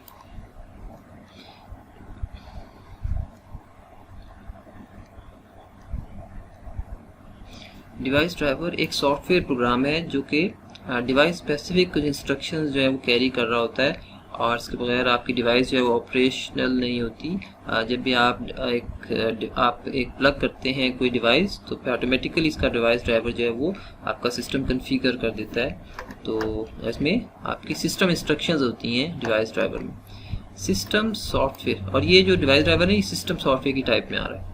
नेक्स्ट है जी system software. System software basically आपके सिस्टम के रिसोर्सेज को मैनेज करता है, आपकी मेमोरी को, आपके प्रोसेसेस को, आपके स्टोरेज को, ठीक है, और इस तमाम इस तरह से mostly they are use to control and operate, तमाम आपके हार्डवेयर से जो है ना ये कम्युनिकेट कर रहा होता है। या आप इसमें सिस्टम सॉफ्टवेयर आपके हार्डवेयर को एफिशिएंटली जो है यूज़ कर रहा होता है, कंट्रोल कर रहा होता है। It serves as a platform to run application, और यही प्लेटफॉर्म देता है आपकी एप्लीकेशन सॉफ्टवेयर को, क्योंकि देखें ऑपरेटिंग सिस्टम जो है उसके बगैर आपकी एप्लीकेशन रन नहीं कर सकती। तो ऑपरेटिंग सिस्टम भी एक सिस्टम सॉफ्टवेयर की टाइप है, और इसमें 3 तरह की आपकी हैं system software: operating system, utility programmes and device drivers. Next is your what is application software, आप इसको देख सकते हैं। What is application software, what is utility software. Utility software क्या होता है? यूटिलिटी सॉफ्टवेयर ऐसा प्रोग्राम है जो कि आपके सिस्टम की स्मूथ फंक्शनिंग को इंश्योर करता है, और बहुत सारे ऐसे मेंटेनेंस टास्क होते हैं सिस्टम से रिलेटेड जो आपके कंप्यूटर की परफॉर्मेंस को इन्हेंस करते हैं। और इसमें इवन आपकी एंटीवायरस आ जाता है, फॉर एग्जांपल फाइल मैनेजमेंट के कुछ टूल्स आ जाते हैं, डिस्क डिफ्रैगमेंट यूटिलिटीज़, बहुत सारे डिस्क मैनेजमेंट टूल्स आ जाते हैं, कंप्रेशन की यूटिलिटीज़ आ जाती हैं, तो सारे आपके यूटिलिटी सॉफ्टवेयर में आते हैं। What is freeware? फ्रीवेयर एक ऐसा सॉफ्टवेयर है जो फ्री ऑफ चार्ज आपको अवेलेबल होता है, but which is copyrighted by developer, यानी और लेकिन ये जो इसका ओनर होता है डेवलपर, उसके पास के कॉपीराइट्स होते हैं, और इसकी जो डिस्ट्रीब्यूशन, इसकी मॉडिफिकेशन के तमाम वो राइट्स रखता है, इसको रीसेल करने के भी राइट्स रखता है। लेकिन आपको सिर्फ ये फ्रीली अवेलेबल ज़रूर कर देता है कि आप इसको यूज़ ज़रूर कर सकते हैं, लेकिन आगे इसको फर्दर मॉडिफाई या इसको सेल करके पैसा नहीं कमा सकते। It is typically distributed without its source code, इसको डिस्ट्रीब्यूट किया जाता है विदाउट सोर्स कोड दिए, लोगों को सिर्फ इसकी ऑब्जेक्ट फाइल ही दी जाती है, दस प्रिवेंटिंग मॉडिफिकेशन। ज़ाहिर है फिर सोर्स को उसको में मॉडिफिकेशन वो नहीं कर सकते उसकी ऑब्जेक्ट फाइल है उनके पास। These can be freely download, और ये फ्रीवेयर्स जो हैं ये फ्रीली डाउनलोड कर सकते हैं, आप इंस्टॉल कर सकते हैं। Unlike commercial software does not require any payment, और आपको कमर्शियल सॉफ्टवेयर के बरक्स कोई पेमेंट नहीं करनी पड़ती, फ्री ऑफ चार्ज अवेलेबल होते हैं, इसको डाउनलोड कर सकते हैं इंटरनेट से। नेक्स्ट आपका है फ्रीवेयर, ये भी सॉफ्टवेयर की ही एक टाइप है। शेयरवेयर ऐसे सॉफ्टवेयर्स हैं जो कि आप ट्रायल पीरियड के लिए आपको अवेलेबल होते हैं, और फ्री में आप फॉर एग्जांपल 1 मंथ के लिए आप इसको यूज़ करते हैं, फिर उसके बाद वो सब्सक्रिप्शन डिमांड करते हैं, पैसे डिमांड करते हैं, फिर ही आप उसकी फर्दर सर्विसेज को अवेल कर सकते हैं। Next, what is privacy concern. Privacy भी आपको पता होनी चाहिए और पढ़ लीजिएगा, इसको ईजी है। इसके अलावा सॉफ्टवेयर पायरेसी पर आई थिंक ऑलरेडी बात हो चुकी है, मैं बता चुका हूँ। कॉपीराइटेड जो आपके पायरेटेड सॉफ्टवेयर में मैं बता चुका हूँ, ठीक है, या आप वहाँ से पढ़ सकते हैं। इन्फ्रिंजमेंट कहते हैं खिलाफ वर्जी को, ठीक है, आपकी कॉपीराइट्स की खिलाफ वर्जी को कहते हैं इन्फ्रिंजमेंट। इसको आप एक दफ़ा रीड कर लें, सेम थिंग। नेक्स्ट है जी एर्गोनॉमिक्स। एर्गोनॉमिक्स आपकी कंप्यूटर साइंस की एक ब्रांच है जो कि ह्यूमंस के इस्तेमाल जो ह्यूमन इस्तेमाल करते हैं कंप्यूटर उसके साथ इसका ताल्लुक़ है कि कंप्यूटर्स को इस तरह से डिज़ाइन करना चाहिए कि ह्यूमन बीइंग कंफर्टेबल हों और वो स्ट्रेस फील ना करें और उसके साथ ज़्यादा फ्रेंडली हो, इंटरेक्टिव हो। आपकी टेक्नोलॉजी जो है जितनी ज़्यादा टफ़ होगी हैंडल करने में, उतना हमारा कंफर्ट जोन जो है वो अफेक्ट होगा, हम इंजर्ड होंगे और काम करते हुए हम स्ट्रेस फील करेंगे। तो एर्गोनॉमिक्स जो है वो हार्डवेयर को किस तरह से, जो आपका है कंप्यूटर हार्डवेयर, उसको किस तरह से बेहतर बनाया जा सकता है, ह्यूमन फ्रेंडली बनाया जा सकता है, ऐसी टेक्निक्स का जो तमाम इल्म है उसको हम कहते हैं एर्गोनॉमिक्स। यहाँ मैंने जस्ट एक लाइन इसकी ऐड की है, आप इसको फर्दर भी देख सकते हैं। आईओ यूनिट क्या होता है? आईओ यूनिट एक मॉड्यूल है, एक मीडिएटर है जो प्रोसेसर और आईओ डिवाइसेस के दरमियान एक कम्युनिकेशन करवाता है, एक एजेंट के तौर पर वर्क करता है। देखिए जितनी भी आपकी आईओ डिवाइसेस है ना, आपकी कीबोर्ड है, माउस है, मॉनिटर है, उन सब में एक कंट्रोलिंग यूनिट लगा होता है छोटा सा, ठीक है, माइक्रो कंट्रोलर, और वो कंट्रोलर आपकी तमाम प्रोसेसर से कम्युनिकेशन का जिम्मेदार है। और उस मॉड्यूल को हम कहते हैं, उस कंट्रोलर को कहते हैं आईओ मॉड्यूल। आईओ मॉड्यूल के बगैर आपकी डिवाइस जो है वो प्रोसेसर से कम्युनिकेट नहीं कर सकती। तो जब भी आपकी डिवाइस ने प्रोसेसर से कम्युनिकेट करना है, पहले आईओ मॉड्यूल इससे रब्ता करेगी और आईओ मॉड्यूल ही फिर आगे फर्दर दूसरी रैम, एक्सटर्नल डिवाइसेस से और प्रोसेसर से कम्युनिकेट करवाएगी इस मॉड्यूल को, आईओ मॉड्यूल या डिवाइस को। नेक्स्ट आपकी है मैग्नेटिक टेप। ये एक पुराना एक मीडिया है, एक आजकल यूज़ नहीं होता, ऑब्सोलीट हो गया, सेकेंडरी स्टोरेज में फॉल करता है। SSD इम्पोर्टेंट है, ठीक है जी। SSD क्या है ये ज़रा हम देखते हैं। Solid state drive. नेक्स्ट है जी what is SSD। SSD solid state drive को कहते हैं और एक न्यू जनरेशन स्टोरेज डिवाइस है जो कि फ्लैश मेमोरी बेस्ड मेमोरी पर बेस्ड होती है और एक बड़ी फास्ट होती है in comparison with mechanical hard disk.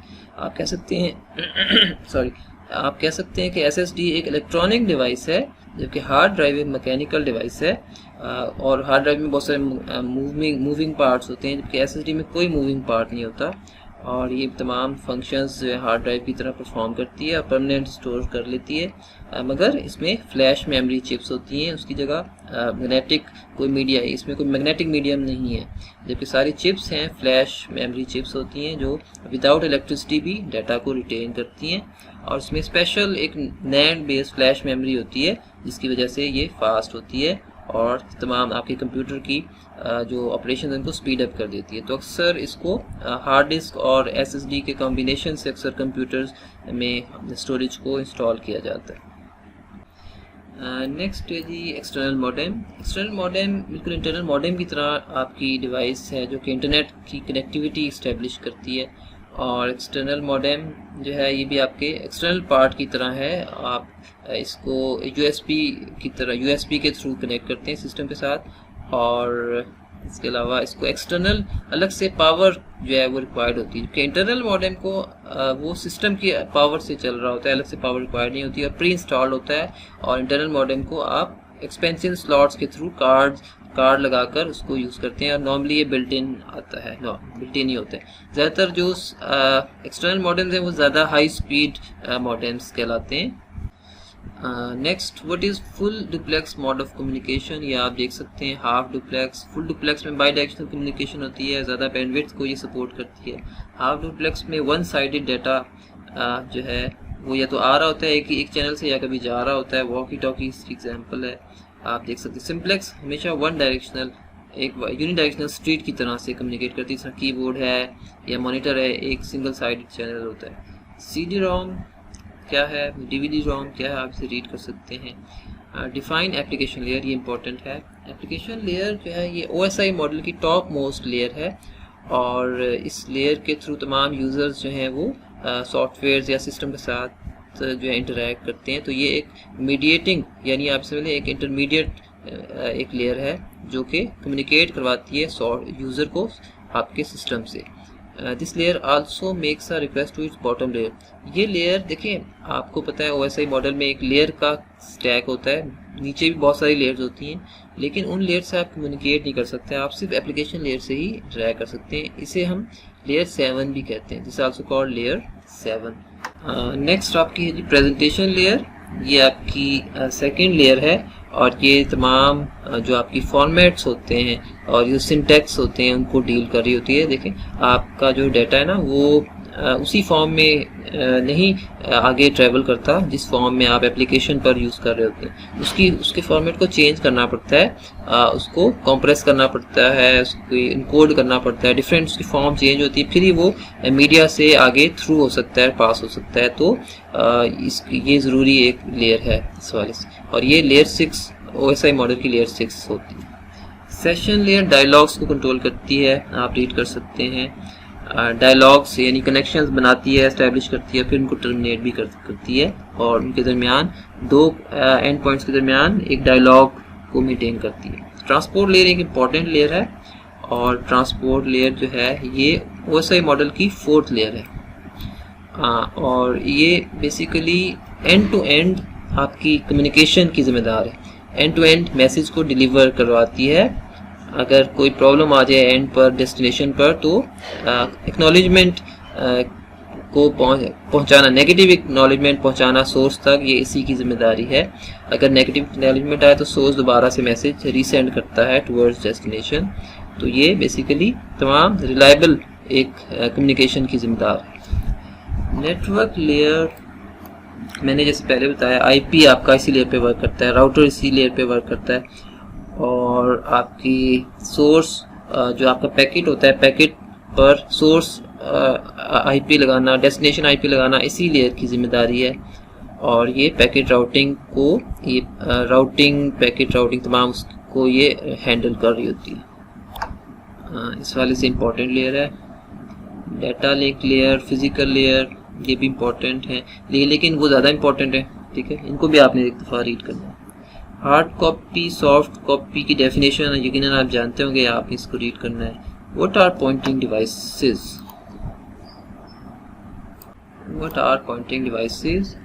देखिए, पॉइंटिंग डिवाइस एक पॉइंटिंग टूल है, एक हार्डवेयर इनपुट डिवाइस है जिसके थ्रू आप एक सिस्टम के साथ इंटरैक्ट कर रहे होते हैं और माउस की जो कर्सर है ना, कर्सर की मूवमेंट को आप कंट्रोल कर रहे होते हैं और ये GUI बेस्ड ऑपरेटिंग सिस्टम में यूज़ करते हैं और आप बहुत सारे ऑब्जेक्ट्स, टेक्स्ट, स्क्रीन और जो आइकन्स हैं या कोई भी स्पेसिफिक एक्शन जो है आप इसके थ्रू ट्रिगर करवा सकते हैं। Next, what is search engine? Search engine आप अक्सर यूज़ करते होते हैं, आप गूगल का सर्च इंजन सबसे ज़्यादा यूज़ करते हैं और सर्च इंजन के थ्रू ये एक वेब बेस्ड सॉफ्टवेयर प्रोग्राम है इंफॉर्मेशन फाइंड करने का। और देखिए ये जो है ना सर्च इंजन, ये हर वक्त इंडेक्सिंग कर रहा होता है और मिलियंस ऑफ वेबसाइट्स की रोज़ डेली बेसिस पर ये इंडेक्सिंग कर रहा होता है। जितनी नई वेबसाइट्स आती हैं उनको लिस्ट करता है और इंडेक्स कर रहा होता है अपने एंड पर और ये बड़ा एक फास्ट जो है प्रोग्राम इसका होता है, एफिशिएंट प्रोग्राम होता है। और इसकी कुछ एग्जांपल्स हैं, Google, Excite, Lycos, Yahoo, AltaVista, ये आप इसको देख सकते हैं। नेक्स्ट, लाइन प्रिंटर, ये इम्पैक्ट प्रिंटर की एक टाइप है और 1 मिनट में 3000 लाइन्स प्रिंट करता है और इसके अलावा मेन फ्रेम कंप्यूटर्स के साथ ये यूज़ होता था और जबकि आजकल तो लेज़र प्रिंटर्स ही यूज़ होते हैं। इसकी 3 टाइप्स भी दी हुई हैं, आप देख सकते हैं। Next, what is boot sector virus? Boot sector virus एक मेलवेयर है जो आपके सिस्टम को अफेक्ट करता है और कैसे अफेक्ट करता है, उसका जो बूट सेक्टर प्रोग्राम है उसको ये चेंज कर देता है। वहाँ पर आपको पता है बूट सेक्टर प्रोग्राम में जो MBR होता है, हार्ड ड्राइव का जो देखिए पहला जो सेक्टर है ना, पहला सेक्टर हार्ड ड्राइव का, वो उसमें MBR या बूट सेक्टर प्रोग्राम पड़ा होता है, और ये इंस्ट्रक्शंस होती हैं basically the boot sector contains all the files required to start the operating system को स्टार्ट करने से रिलेटेड जो इंस्ट्रक्शंस हैं वो इसमें पड़ी होती हैं। अगर आपका वायरस इस पर हमलावर हो जाए, इसको करप्ट कर दे, तो आपका सिस्टम बूट नहीं हो सकता, और ज़ाहिर है आपका वायरस अपनी जगह अपनी इंस्ट्रक्शंस जो है मलिशियस इंस्ट्रक्शंस को वहाँ लोड कर देगा, और फिर जब स्टार्ट होगा आपका कंप्यूटर तो वो वायरस ही आपका बेसिकली लोड हो जाएगा रैम में, और फिर रैम में एक दफ़ा वो लोड हो गया तो फिर तमाम आपकी जो फाइल्स हैं उनको वो करप्ट कर सकता है। और इस तरह से एक virus as soon as the virus save to the memory it infects the non infected, इससे ज़ाहिर है सारे सिस्टम को ये फिर आपका जो है करप्ट कर देता है, डैमेज कर सकता है। Next, what define algorithm. Algorithm एक वेल डिफाइंड इंस्ट्रक्शंस होती हैं किसी प्रॉब्लम को सॉल्व करने के लिए। एल्गोरिदम डिज़ाइन और लैंग्वेज इंडिपेंडेंट, ये किसी स्पेसिफिक लैंग्वेज में नहीं लिखी जाती, और ये लैंग्वेज इंडिपेंडेंट होती हैं और बड़ी सादा सी इंस्ट्रक्शंस होती हैं जिनको देखते हुए ही एक प्रोग्रामर जो है वो प्रोग्राम बनाता है और कोडिंग करता है और सोर्स कोड राइट करता है। Algorithm in algorithm problems broken down to smaller pieces, एक एल्गोरिदम में जो प्रॉब्लम को बहुत सारे छोटे छोटे पीसेस में आप इस समझ लें चंक्स में डिवाइड कर दिया जाता है, और उनको फिर लिखा जाता है, और वो लेकिन ये एक्चुअल प्रोग्राम से करीब तर होता है, एल्गोरिदम करीब होता है, लेकिन असल कोड नहीं होता, क्योंकि ये ज़ाहिर लैंग्वेज प्रोग्रामिंग लैंग्वेज में तो नहीं होता, इसकी बेसिस पर प्रोग्राम लैंग्वेज में कोड लिखा जाता है। Next is pseudo code. Pseudo code false code को कहते हैं, असल में कोड नहीं होता। देखिए आपका जो सोर्स कोड है ना, मैंने भी जिक्र किया, उसको अगर आप बिल्कुल प्लेन लैंग्वेज में लिख देंगे, अपनी उर्दू की ज़ुबान में लिख देंगे, इंग्लिश में लिख देंगे, व्हाटएवर अपने स्टाइल में अगर स्टेप्स को मेंशन कर देंगे, तो वो कहलाएगा सूडो कोड। एक इनफॉर्मल वे है प्रोग्राम को राइट करने का, और ये भी लैंग्वेज इंडिपेंडेंट होता है ऑब्वियसली। व्हाट इज़ एग्जी फाइल, एक एग्जीक्यूटेबल फाइल होती है, और आपका कंप्यूटर इन इंस्ट्रक्शंस को डायरेक्टली एग्जीक्यूट करता है आपका प्रोसेसर जब भी इस फाइल को ओपन किया जाए। Next, what is flow chart. Flow chart एक डायग्राम है, कंप्यूटर प्रोग्राम को लिखने से पहले एक फ्लो चार्ट बनाया जाता है। जिस तरह प्रोग्राम को लिखने से पहले एल्गोरिदम डिज़ाइन किया जाता है या सूडो कोड बनाया जाता है, इसी तरह फ्लो चार्ट भी डिज़ाइन किया जाता है, ताकि प्रोग्रामर को आइडिया हो जाए एक फ़्लो का, किस तरह से स्टेप्स, किस तरह से वो फ्लो कर रहे हैं, कैसे वो स्टेप्स जो हैं वो प्रोसीड कर रहे हैं। और इसमें बहुत सारे सिंबल्स हो सकते हैं जो कि आप फ्लो चार्ट को बनाने के लिए यूज़ करते हैं प्रॉब्लम को सॉल्व करने के लिए। Next, what is infrared communication. Short range communication होती है ये, और इनएक्सपेंसिव एक वो है मीडियम वायरलेस कम्युनिकेशन टेक्नोलॉजी में फॉल करता है। इलेक्ट्रोमैग्नेटिक एनर्जी और ये वेवलेंथ को यूज़ कर रही होती है, that this light is invisible to human eyes, और ये लाइट जो है ये ह्यूमन आइज़ को इनविजिबल होती है, तो इसको आप रीड कर सकते हैं। सिस्टम क्लॉक इंपॉर्टेंट है जी, ये आपने करना है कि मैं ज़रा आपको बताता हूँ। सिस्टम क्लॉक एक इलेक्ट्रॉनिक कंपोनेंट है आपके कंप्यूटर का, जो कि स्टेडी वे में फ्रीक्वेंसी सिग्नल जनरेट कर रहा होता है, और इसी की बेसिस पर तमाम जो कंप्यूटर के इंटरनल कंपोनेंट्स हैं अपने आप को सिंक्रोनाइज कर रहे होते हैं, और इसी सिस्टम क्लॉक की बेस पर जो है तमाम कंप्यूटर का निज़ाम चल रहा होता है। आप इसमें जो डाटा कम्युनिकेट होता है हार्ड ड्राइव से, रैम से, इसकी जो क्लॉक जो जनरेट कर रहा है, हर एक क्लॉक की बेसिस पर वो बाइट्स या चंद एक बाइट्स जो है वो जा रहे होते हैं और आ रहे होते हैं आपके प्रोसेसर की तरफ, या प्रोसेसर से जा रहे होते हैं। System clock sends out a signal on regular basis, और रेगुलर बेसिस पर सिस्टम क्लॉक जो है ये इनको जनरेट कर रहा होता है, और ये system clock normally control unit generate करता है आपके प्रोसेसर का जो पार्ट है, main part. What is high level programming language. ऐसी लैंग्वेज जो कि ह्यूमन बींग से करीब तर हैं, ह्यूमन बींग्स इजीली इसको समझ सकते हैं, उनमें प्रोग्राम कर सकते हैं। ये तमाम सी, फुट्रान, पास्कल इसकी एग्जांपल्स हैं। लो लेवल में असेंबली लैंग्वेज आ जाती है, या मशीन लैंग्वेज, मशीन, ठीक है, ये आ जाती हैं। नेक्स्ट है जी व्हाट इज़ आस्की कोड। ये भी इंपॉर्टेंट क्वेश्चन अक्सर आ जाता है एग्जाम में। American standard code for information exchange. ये देखिए दुनिया में इंफॉर्मेशन एक्सचेंज करने के लिए कोई स्टैंडर्ड होना चाहिए, तो ये वो स्टैंडर्ड प्रोवाइड करता है, और ये 8 बिट को सपोर्ट करता है, और 8 बिट में रहते हुए टोटल 256 करेक्टर आ सकते हैं, जिसमें से 128 करेक्टर्स जो है इंग्लिश वाले करेक्टर्स होते हैं, अल्फ़ाबेट्स, नंबर्स, इस तरह के करेक्टर्स होते हैं, या फिर अल्फ़ान्यूमेरिक। लेकिन इनके अलावा भी जो रह जाते हैं बाकी, वो आपकी कुछ कंट्रोलिंग करेक्टर्स होते हैं, प्रिंटिंग करेक्टर्स होते हैं, जो आप यूज़ नहीं करते नॉर्मली, वो सिस्टम खुद अपने मकसद के लिए यूज़ कर रहा होता है। यहाँ एक एग्जांपल दी गई है, एम का क्या है, आस्की कोड 777 है, और ASCII is use to translate computer text to human text. तो आस्की जो है ये कंप्यूटर का जो टेक्स्ट है उसको ह्यूमन टेक्स्ट में ट्रांसफॉर्म कर रहा होता है। ऑल कंप्यूटर स्पीक बाइनरी, आपको पता है तमाम कंप्यूटर्स बाइनरी में ही कम्युनिकेट करते हैं, तो फिर ये कन्वर्जन फिर इसलिए ज़रूरी हो जाती है। ज़ाहिर है ह्यूमन बीइंग तो बाइनरी नहीं समझेगा, तो ये कन्वर्जन ज़रूरी है। फ्लैट फाइल स्ट्रक्चर डेटाबेस में हम यूज़ करते हैं, आप इसको रीड कर सकते हैं। और डेटाबेस की डेफिनेशन ये इम्पोर्टेंट है, ये व्हाट इज़ डेटाबेस, ये इम्पोर्टेंट है, अक्सर आ जाता है एग्जाम में। देखिए डेटाबेस एक ऑर्गेनाइज कलेक्शन है इंफॉर्मेशन की, और ये आप DBMS जो है सॉफ्टवेयर है उसको यूज़ करते हैं डेटाबेस बनाने के लिए। Data can be easily accessed, manage and modified, updated, control and organize. इसके थ्रू आप डाटा को इजीली एक्सेस कर सकते हैं, मैनेज कर सकते हैं, मॉडिफाई, अपडेट, कंट्रोल और ऑर्गेनाइज कर सकते हैं। और इसमें जो लैंग्वेज आप यूज़ करते हैं ना वो SQL है। इसमें क्यूरी करने के लिए, डाटा को राइट करने के लिए, तमाम स्ट्रक्चर डिफाइन करने के लिए हम SQL को यूज़ करते हैं। What is QWERTY layout. QWERTY layout आपको पता है कि कीबोर्ड का एक अरेंजमेंट है जिसके तहत आपकी कीज़ अरेंज होती हैं, और ये आप इसको देख सकते हैं, ये भी अक्सर आ जाता है एग्जाम में। What is biometrics, very important question.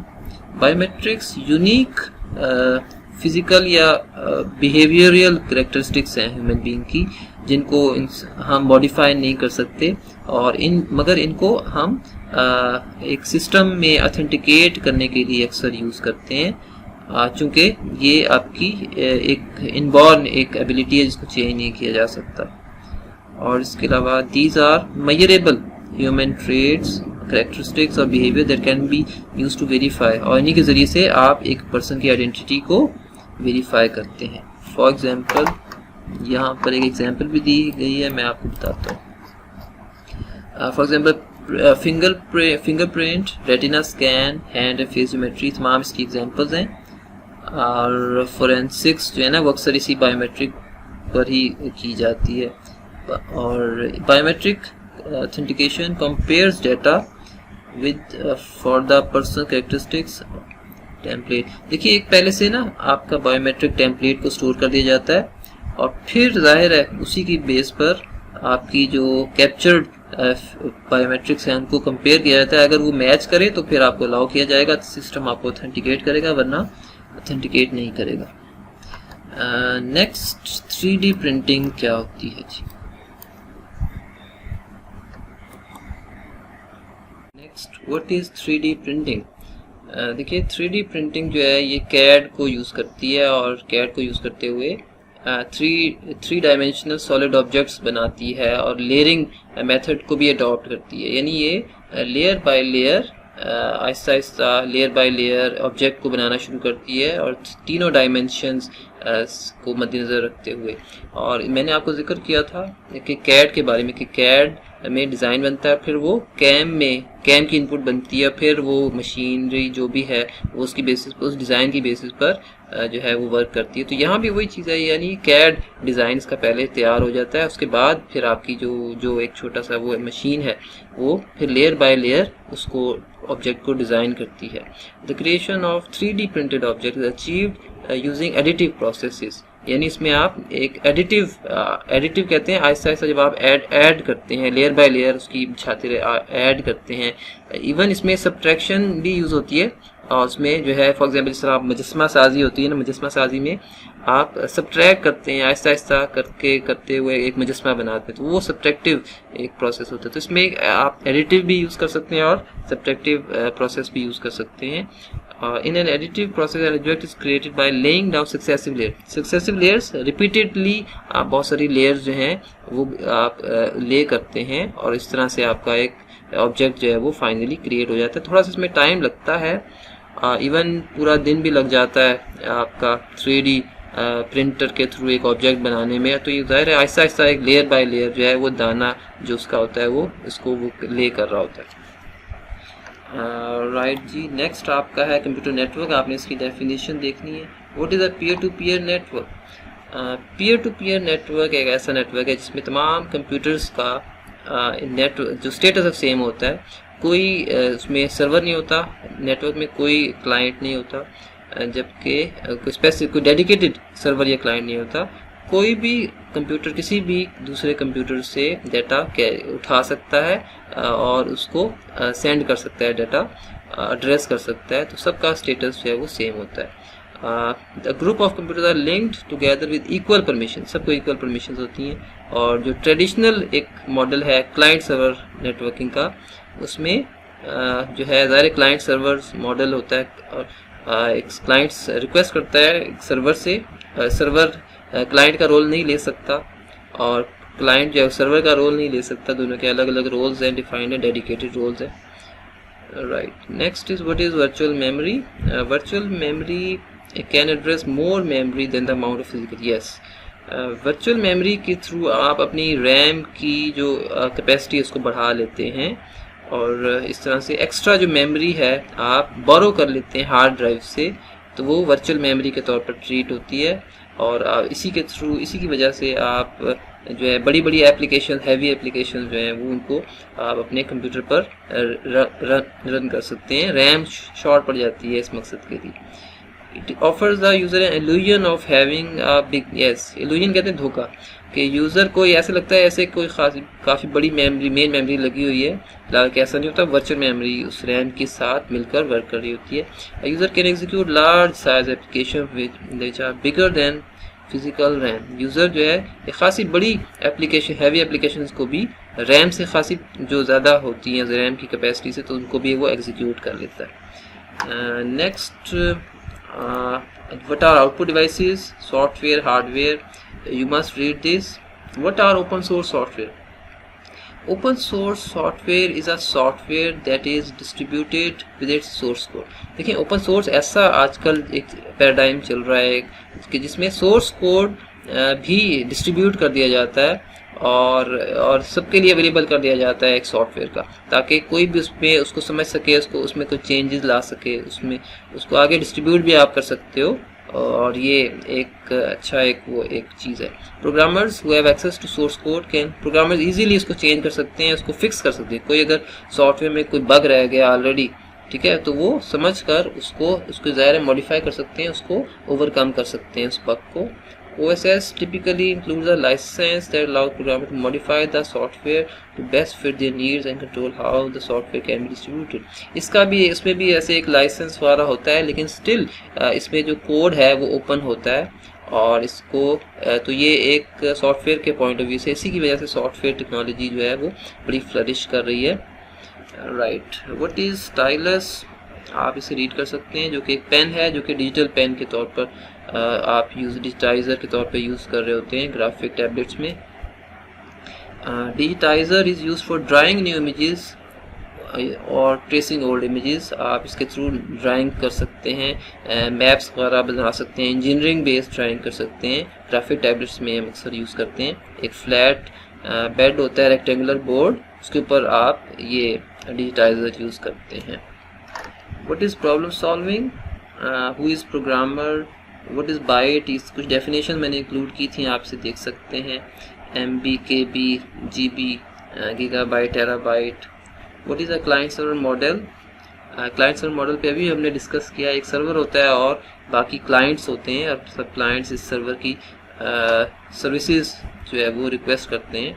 और डिफरेंट तरह के सर्वर्स आपके होते हैं, web server, mail server, file server. What is encryption? ये इंपॉर्टेंट है। इंक्रिप्शन क्या होता है जी? देखिए, इंक्रिप्शन में आप जो है डाटा की फॉर्म को चेंज कर देते हैं और सिर्फ इस तरह से चेंज करते हैं कि सिर्फ ऑथराइज्ड लोग ही उसको डिकोड कर सकते हैं या डिक्रिप्ट कर सकते हैं, सब लोग उसको डिक्रिप्ट नहीं कर सकते। और ये सिक्योरिटी पर्पज़ के लिए इंक्रिप्शन की जाती है। सर मैंने अभी जिक्र किया ना VPN, जब आपको बताया था स्टार्ट में, VPN में डाटा इंक्रिप्ट कर दिया जाता है, उसकी फॉर्म को चेंज कर दिया जाता है ताकि कोई और बंदा उसको डिकोड ना कर सके, डिक्रिप्ट ना कर सके। तो इस डिकोडेड टेक्स्ट को हम कहते हैं साइफर टेक्स्ट, और जबकि जो एक दूसरा होता है सादा टेक्स्ट उसे कहते हैं प्लेन टेक्स्ट। इसके बाद देखिए कुछ डेफिनेशंस हैं, मैं इनकी टाइम नहीं मिल सका। इंटरनेट है, telnet, FTP, guided media, unguided, ये सारी इंपॉर्टेंट हैं। What is modulation, demodulation, hacker, ethical hacker, Trojan horse, 4 types of antiviruses, plug and play, repeater, terminal, e commerce, E banking, ये सारे इंपॉर्टेंट हैं। आपने ये सब जो है इन सब की डेफिनेशन आपको आनी चाहिए, लेकिन ये कि ज़्यादा जो ज़रूरी है मैंने जो जिन पर फोकस किया वो मैंने ऑलरेडी एक्सप्लेन मैं कर चुका। और जितने कलर टेक्स्ट हैं इनको आपने लाजमी जो है वो प्रिपेयर करना है। नेक्स्ट ज़रा देखते हैं, थोड़ा सा ऑफिस से रिलेटेड चंद एक क्वेश्चन देखते हैं जो कि इम्पोर्टेंट। यहाँ पर आपने वर्ड प्रोसेसर की डेफिनेशन करनी है। सिंपल डेफिनेशन है, देख सकते हैं। नेस्टेड फंक्शन हम यूज़ करते हैं कि function within a function. MS Excel में इस तरह से है कि इफ़ के अंदर ही अगर आपका एवरेज का फंक्शन आ रहा है तो वो नेस्टेड फंक्शन कहलाएगा। और ये इंपॉर्टेंट है, आपने याद कर लेना है। वैसे सब ही याद करने हैं आपने, लेकिन चंद एक मैंने आइडेंटिफाई किए हैं इसमें जो कि ज़्यादा इंपॉर्टेंट है। क्लिप बोर्ड भी आपने करना है, ये भी इम्पोर्टेंट है। और इसके अलावा write names of Excel functions, yes मैंने इसमें आइडेंटिफाई किए थे। ये वाला इंपॉर्टेंट क्वेश्चन है, प्रिंट लेआउट और वेब लेआउट। प्रिंट लेआउट ऐसा लेआउट जिसमें जो आपको जिससे आपको पता लग जाए कि जब ये प्रिंट होगा डॉक्यूमेंट तो किस तरह से यानी ये प्रिंट होगा। और जबकि वेब लेआउट एक सिंगल पेज के तौर पे, फॉर एग्जांपल अगर आपके डॉक्यूमेंट में 10 पेजेस हैं, प्रिंट लेआउट दिखा रहे 10 पेजेस हैं, लेकिन वेब लेआउट एक ही पेज दिखाएगा सारे को। वेब के व्यू में जिस तरह वेबसाइट पे एक ही पेज होता है, तो वेब लेआउट जो है ये बिल्कुल एक वेब की फॉर्म में आपको दिखाएगा आपका डॉक्यूमेंट। उसके बाद पोर्ट्रेट और लैंडस्केप ओरिएंटेशन से रिलेटेड क्वेश्चंस आए हुए एग्जाम में, ये आपने देखने हैं, ये आपने ज़रा रीड कर लेना है। और उसके अलावा फिर आपका मेल मर्ज क्या होता है और विज़र्ड क्या होता है, ठीक है, ये डेफिनेशन मैंने इंक्लूड की हैं। स्प्रेडशीट की सिंपल सी डेफिनेशन है। फार्मूला बार क्या होती है, सेल रेफरेंस क्या होता है, और उसके बाद सेल रेफरेंस सेल एड्रेस को ही कहते हैं, ठीक है। फार्मूला बार में हम फार्मूला राइट करते हैं एक्सेल से रिलेटेड। उसके बाद what is difference between absolute and relative address, ये आप ज़रा देख सकते हैं। रिलेटिव एड्रेस, उसके बाद function, what is function, built in function, ये भी इम्पोर्टेंट डेफिनेशन है। और डेटाबेस क्या होता है, व्हाट इज़ फील्ड, डेटाबेस से रिलेटेड कुछ क्वेश्चन मैंने इंक्लूड किए, इंपॉर्टेंट हैं। What is field, what is table, power point से ये क्वेश्चन इंपॉर्टेंट है, व्हाट इज़ एनिमेशन। और इसके अलावा what is slide transition, slide transition के अलावा स्लाइड एनिमेशन। तो ये तमाम आपके इंपॉर्टेंट क्वेश्चन जो हैं, ये सारे जितने मैंने हाईलाइट किए लाजमी करने। वैसे आपने जितने कलर टेक्स्ट है या अगर जितना आप सारा ये कंप्लीट इसको कर सकें तो वेल एंड गुड, लेकिन जो जितना कलर मटेरियल है ये आपने लाजमी अटैम्प्ट करना है। डियर स्टूडेंट्स, इस डॉक्यूमेंट को आप डिस्क्रिप्शन में मैंने एक लिंक दिया है, उस लिंक से आप डाउनलोड कर सकते हैं और याद कर सकते हैं। तो डिस्क्रिप्शन में आपको मिल जाएगा स्टार्ट में ये link. Thank you. So dear students, best of luck for your exam. Take care. अस्सलाम वालेकुम।